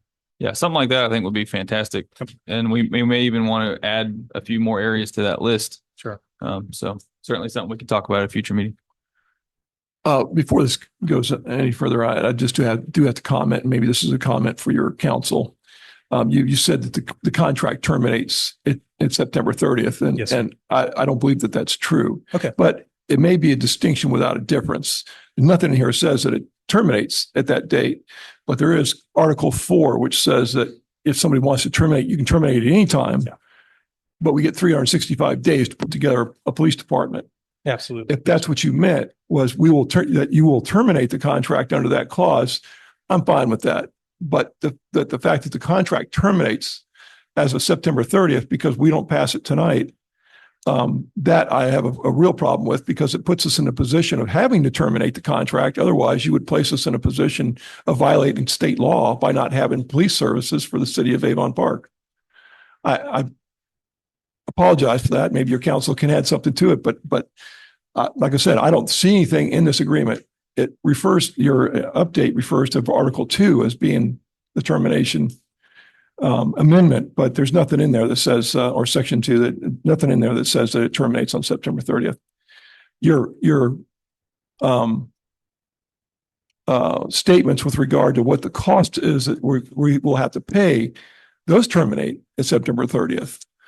But you understand where I'm coming from, Yes. that if you terminate the contract on September 30th because we failed to pass it tonight and I have no control over what happens Sure. tonight, you put us in this position of violating state law, unless you're saying that you're going to that you're going to terminate the contract under Article 4 if we don't approve it, Sure. in which case we have 365 days to put Sure. together a police department. Your point is well noted, but it does say in the contract that the contract will expire on September 30th, 2024, which is Monday. I believe so, if I'm not mistaken, sometime next week. But at no point have I ever said, or will I ever say, oh, we're pulling our deputies out or anything of that nature. I understand a 365-day clause, but the particular contract that I see, I think that's the way it reads. Well, I disagree, but it doesn't really Okay. matter if in fact what you're saying is that if the contract terminates, then the 365 days will kick in automatically. Is that what you're saying? I'm not saying that at all. I have not mentioned the 365 Okay, days well- until you brought it up. Do you understand? Well, okay. Well, I think we need to talk about that then, because like I said, you're placing us in the position that if for some reason the contract terminates, or maybe we don't do it next time, maybe we don't approve it next time, then you say on September 30th, well, we're done. Are we going to have to rely on the fact that you're going to stay here, even though the contract says you can pull out, and we get automatically put into the position of violating state law, which requires that we have police protection now as of last year? Sure. I understand where you're coming from.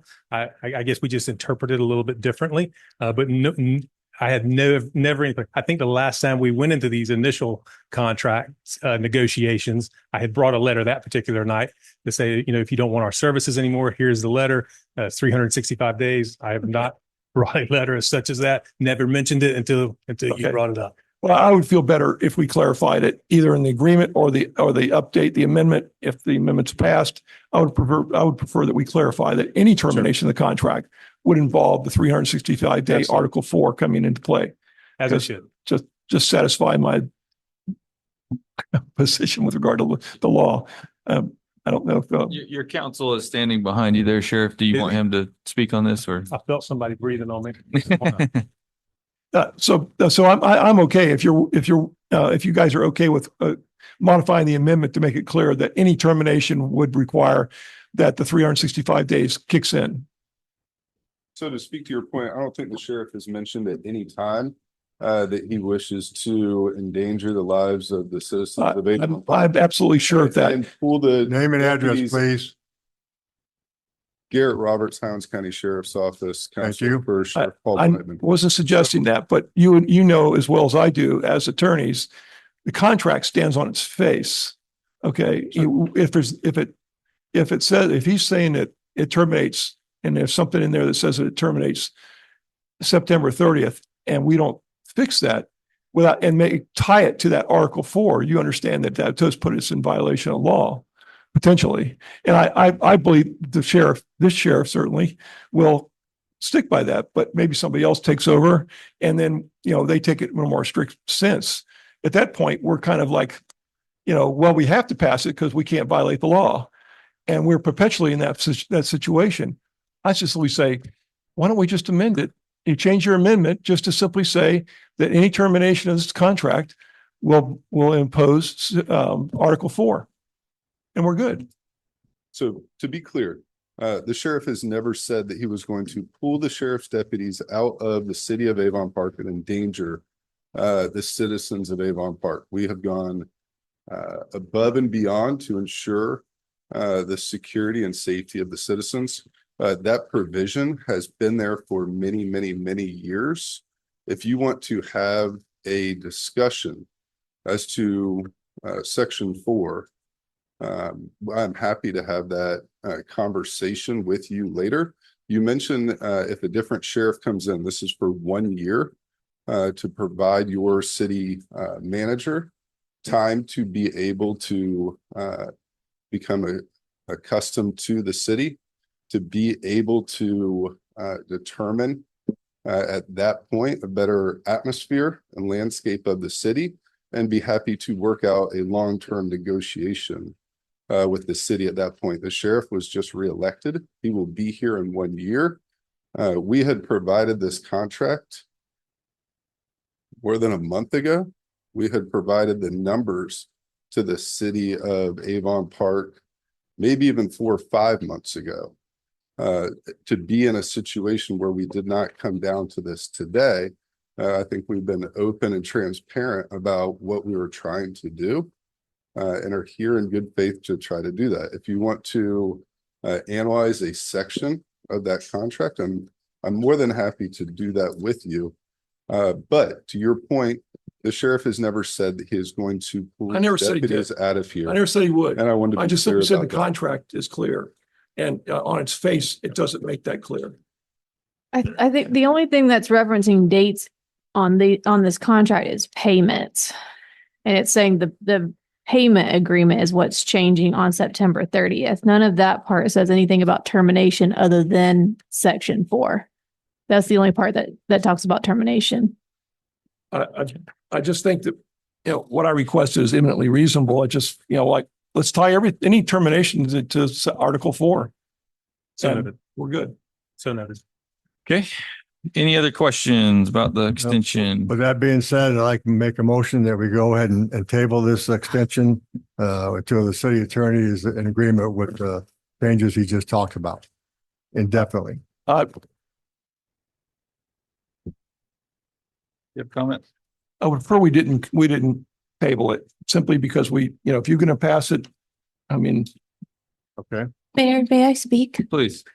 So they did provide me the agreement early on, and we went through all of our budget sessions included this 5% increase. Everything that they are presenting today has already been discussed ad nauseum in budget sessions. So I'm a little surprised because we are at that point where it's everything we've discussed is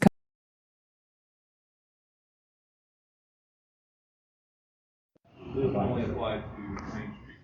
Main Street closures. And if we take ownership of Main Street. Then we don't have to do that MOT aspect. We may not even have, we probably still do the aerial boards. But we still would have to get staff to go out there and do the overtime and whatnot. And that's not always, there isn't many people that when that happens are waving their hands wanting to work. Sometimes you think that's the case, but it's not, because they end up becoming some kind of liaison. And they just would prefer not to do that. So I did that one event I mentioned. We have 60 employees, almost 60 employees in the department, and I had 2 people that actually volunteer for that. And it's just preferable because I sit there worried about it. I've been in some where I went back and the road's closed and there's nothing there. I think I want to say it was a blueberry festival. The road's closed and there was nobody there. So I just went and got a scooter, came back in and started pulling the cones to the side and opening up the road. And then about a half hour later, our staff started to come in, but I would just rather put that festival out onto whoever the event organizer is and make sure they deal with the MOT. My request. Would it not be easier for us to hire the person to do the MOT plan and just invoice the customer? That way we at least know it's consistent and the person they're choosing is legit. A certified MOT plan is a certified MOT plan, because they're gonna go over there and they're gonna say, this is our setup, and then when they go and they look and they get that MOT plan, that's gonna be part of the package that comes over. Otherwise, I gotta go in and start trying to figure out the route and everything else, and it comes back onto the department to control the event. Yes, the council approves it, then it comes back to the department to basically put on the event. Which isn't bad if it's 2, 3, 4, but if it's 11, and it seems like it's getting more and more frequent, then it becomes more of a challenge.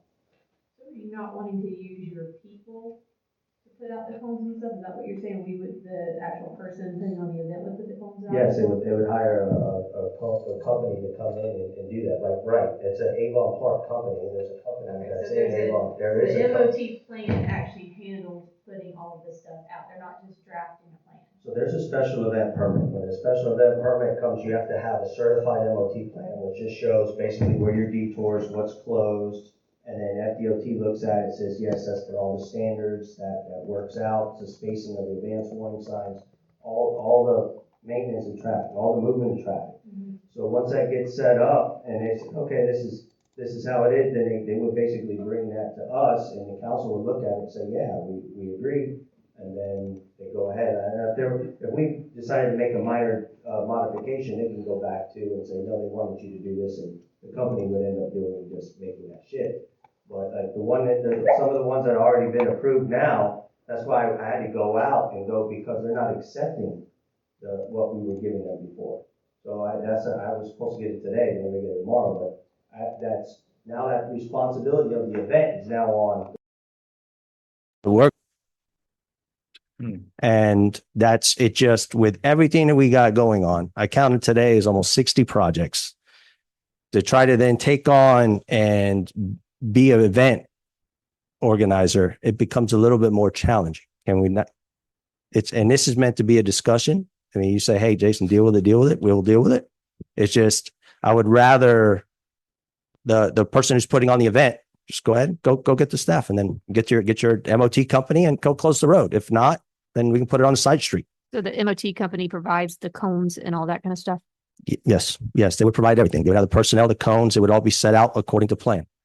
So like say the 4 city events, that way we know what at least those would cost and can kind of compare to see what kind of impact it's going to be. Or are you saying $500 was the plan and the Looking when I submit and say about $6,000, then when I give you that, that's usually where you're going to be sitting at. So that's if it's the airboards. Now, if it's less on the airboards, and they just have to go out there, create the plan, and then go put the cones, I may be looking at 2,000 or something. I'm guessing, somewhere around there. obviously Much easier. And we can provide that because it's minimal. Right. But the main street closures, when it's a large portion, then we have to, needs to really be a big event. even on the one to make it better, I didn't start sending them to the north, and I just picked the lane to the south because over here. So it's a wide road, and then putting them all down the more traveled roads, and then where they can get back and they can decide whether to turn and go back to Main Street or not, or continue down Bell. But each one's more and more difficult. So, and we can probably reuse those. I know that when I talk to each one, and I end up, I work with a company that I worked with in the past, and they didn't give me as much grief about it. So hopefully we'll have that so we can submit it. But the actual getting people out there to do it, because if I get to a point and say some people don't want to volunteer for the OT, then I got this day, you're going to work Tuesday through Saturday instead of Monday through Friday. I see. Okay. Well, I think I would certainly like to see a quote for what the actual total event would cost for the cones and everything. Just because we need to be clear to the public of what kind of cost the city is on Main Street, and give them as much time as possible to reconsider using Main Street and try to use a different street. So basically just slowing it down, give everybody time to think about it. So is that? It's fine. Just want to bring it to, so when you all know, whenever we do issue it, you see everything with what was submitted, what all goes into it. I just wanted you all to. Requirement from. No, not new. It's been there for a long time. We're not enforcing it. Not enforcing it. I see. And someone was helping us out, but that person isn't helping us out anymore. Gravy train's over. Got it. We just got to try to find a middle road. It's like we don't want to detour having, festivals and events down Main Street. Right. So just trying to figure out some kind of middle road. Yeah, we're trying to get That's fair. Donaldson Park to look nicer so the events can move to Donaldson Park. But just shutting down Main Street It's a challenge. Well, All right. So it's just discussion. all I right, took so the is anyone directive. opposed to getting quotes to hold the entire event for the MOT related services for at least the 4 city events? Just so we know what kind of costs are incurred, please. Sure. Very good. Any questions on this? Nope. Thank you all. Seeing none, thank you. Thank you, Jason. All right, regular city manager report. As of today, we still not received the record of decision from the FAA. They still assure us that it's coming, that it's in the final review process, but at this point, I'm highly doubtful that it's going to be anytime soon. I have to get a decision from the council on how to proceed with the November meetings. November 11th and the 25th falls on a holiday. Our recommendation is to reschedule the meeting for November 11th to the 18th, canceling the November 25th meeting, which falls during Thanksgiving. In order to do this, we would need to have a council vote to move forward with that. All right, so is there any opposition to moving the 11th meeting to the 18th? No. Hold on. Be from Monday to the next Monday. It's fine with me. Talking November. Yes. I gotta tell Sam to move over here. Good, the 18th. I'm still in October. Bernice, anything? No problem. Okay, Monday, yeah. Yep, and then we'll be canceling the 25th as is customary. Right. All right, so make a motion to move the November 11th meeting to the 18th and cancel the November 25th meeting. Second. We have a second. Any questions? Councilmember Taylor, Yes. Deputy Mayor Bernard, Yes. Mayor Anderson, Yes. motion passes. All right, next. I've had a lot of requests from the community about scheduling trick or treating. This year, October 31st falls on a Thursday. Any suggestions? I would say we would stick to what we usually do. I Which think is, it's the Saturday before. so the 26th. Let's see. Yes. Any opinions from the public on when we're going to hold Halloween? No, I'm supposed to. Give your name and address for the record, please. Nancy Fisk, 603 South Hart Avenue. We have, I've been working working to present a harvest festival that has already been approved.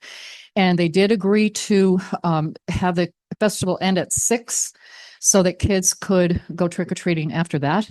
Usually has a fall festival, has agreed to participate with the city one so that On which day? on that same day, the 26th. Okay.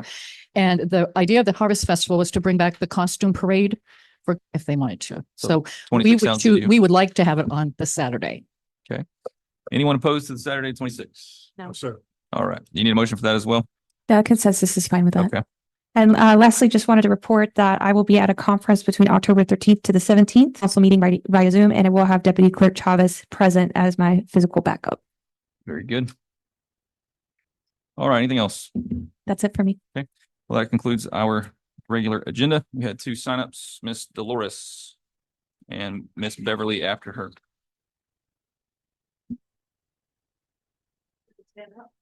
I hear you. Name and address for the record, please. Yes, sir. Dolores Miranda, 4051 East Old Diamond Range Road. Yes, ma'am. Well, to start with, nobody can accuse you all of being boring. Certainly, we are not that. We aim to please. Awesome. So I'm interesting meeting, but I guess I'll somewhat stick to what I thought I was going to come here and talk about. Miss Kelly, during her interview that she mentioned that the city has a perception problem.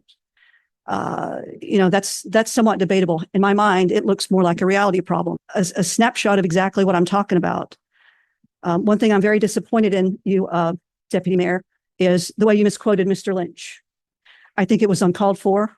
I'm not saying it was malicious, but at no point in time have I seen you show any remorse whatsoever. I mean, you maligned the man and it was printed in the paper, and I'm going to song. Okay. So I'm really disappointed in your behavior. I think this city deserves better, and you have to do better. This can't happen. So the other thing that I was wanting to talk about, I have to take my glasses off because I can't see my notes anymore. The way you scored Mr. Lynch's interview, it was, and I give everyone else, sir, your scores were slanted so far to the left. It was just an obviously tainted evaluation. Once again, the city deserves better. You need to do better. In that regard, sir, I do believe you're a liability to the city of Avon Park. You also had a lunch meeting with the new city manager against the city attorney's best advice. And for what purpose? I mean, after tonight, I'm guessing part of it is you talked about a police department. I don't really know. And before she was hired, Ms. Kelly was telling developers that she is going to be the next city manager. I mean, that's not a good look for either one of you. So, I mean, there were some other things I was going to talk about, but I think I'm just going to stop right there and say, you have to do better. We deserve better than what you're giving the city of Avon Park. And, Mr. Mayor, I would say that, and I say this with all due respect, and that is state statute. It's 286.0114 You need to be a little more consistent in giving the public the opportunity to speak before decisions are made. And I wanted to share. Sure. share with you that. And with that, thank you very much. And I'm done. Thank you. Very good. Miss Beverly, just please give your name and address for the record. Beverly Ruck, 6300 East Arbuckle Road, here in Avon Park. Thank you for giving me the time to speak to the council. First of all, I would like to thank her records and paperwork, and she has been, these are my husband's glasses, pardon me. She has been prompt and courteous and professional the whole way. Thank you. It was quoted in the Highland Sun today that not all City Hall, there are many good people at City Hall, but it only takes a few people to give a black eye or a bad name or a bad reputation. Next, I would like to address the mayor's comments from the day's paper. His comment was, the same individuals seem to be spread of hate, rumors, and gossip. That was in today's paper. What we are doing has nothing to do with hate, rumors, and gossip. What we are doing has everything to do with facts, and more importantly, right and wrong. Mr. Mayor, is actually more people are questioning what is happening here at City Hall. The rotating door of the city manager's office, the Brickell Building investigation, the firing of Sean Holliday, the hiring of a new city manager. More people are watching meetings, more people to be your new reality for a while, but it isn't a coordinated attack. The citizens are waking up and want better for their City Hall. With that said, as you mentioned, we are civil and we will remain to be civil. As I stated at the last place, it has nothing to do with a personal attack on you or anybody else. It is about putting Avon Park first. I think that all the citizens are ready for change and they are willing to step up and make it happen. Thank you. Okay. Anything else for the good of the city? Just give your name and address for the record, please. Shane Easton, I have to respond to what's just been said up here. Okay. As far as there not being a coordinated attack, there is absolutely a hidden Facebook group called Point your comment to the Park. Point your comments to the board up here. There is a group of individuals in this city who have decided that they know better than the people who are elected for the city. Okay. I hear these. My father spent 12 years sitting right where every one of you guys are, except for you, Mayor. Okay. And unless you have sat behind that counter and unless you have listened to every word that comes out of every citizen's mouth, you have absolutely zero clue what these people go through. My condolences. Thank you. And the fact that this man showed up the city council meeting after or two after he had just lost his wife says about his dedication to this city. And how dare anyone sitting in this room question any one of these people about how much they care. And that's all I have to say about that. Thank you. My name is Sherry Eason. I live at 401 Lime Tree Drive in Sebring. And I would like to propose to the city, if something can't be done for all of these issues to be constantly brought in front of the city. I guess they're expecting you to babysit a liaison, someone who can mediate something. We stay quiet. We've been sitting in the background, observing, listening, watching what everyone has been put through. We've also seen the private groups that, by the way, I am a network engineer. They are not as private as you people like to think they are. The entire council, the mayor, we've had enough. There needs to be a liaison. There needs to be something done. I'm tired of seeing the city's time, efforts, and all the good things that have been rising up, the things that have been going on, getting buried because of drama that has no place to be here. And we would like to ask if that's even possible. There has to be a mediation. There has to be something to prevent these things from bombarding our city council meetings where we are trying to be productive. It's time for the children had enough. And I'm speaking on behalf of the better part of this city. We sit back, we observe, we listen, and we know what's going on. I can walk into any restaurant at dinner time and I can tell you the things that people are threatening, that it needs to stop. So whatever, if there is anything that can be done, we need a liaison, we need a mediator, we need something. Enough is enough. We've got business to do and we've got a lot more important things to discuss. Thank you. All right. Anything else for the good of the city? Seeing none, I'll entertain a motion to adjourn. Motion to adjourn, please. Seeing no opposition, we are adjourned. Thank you.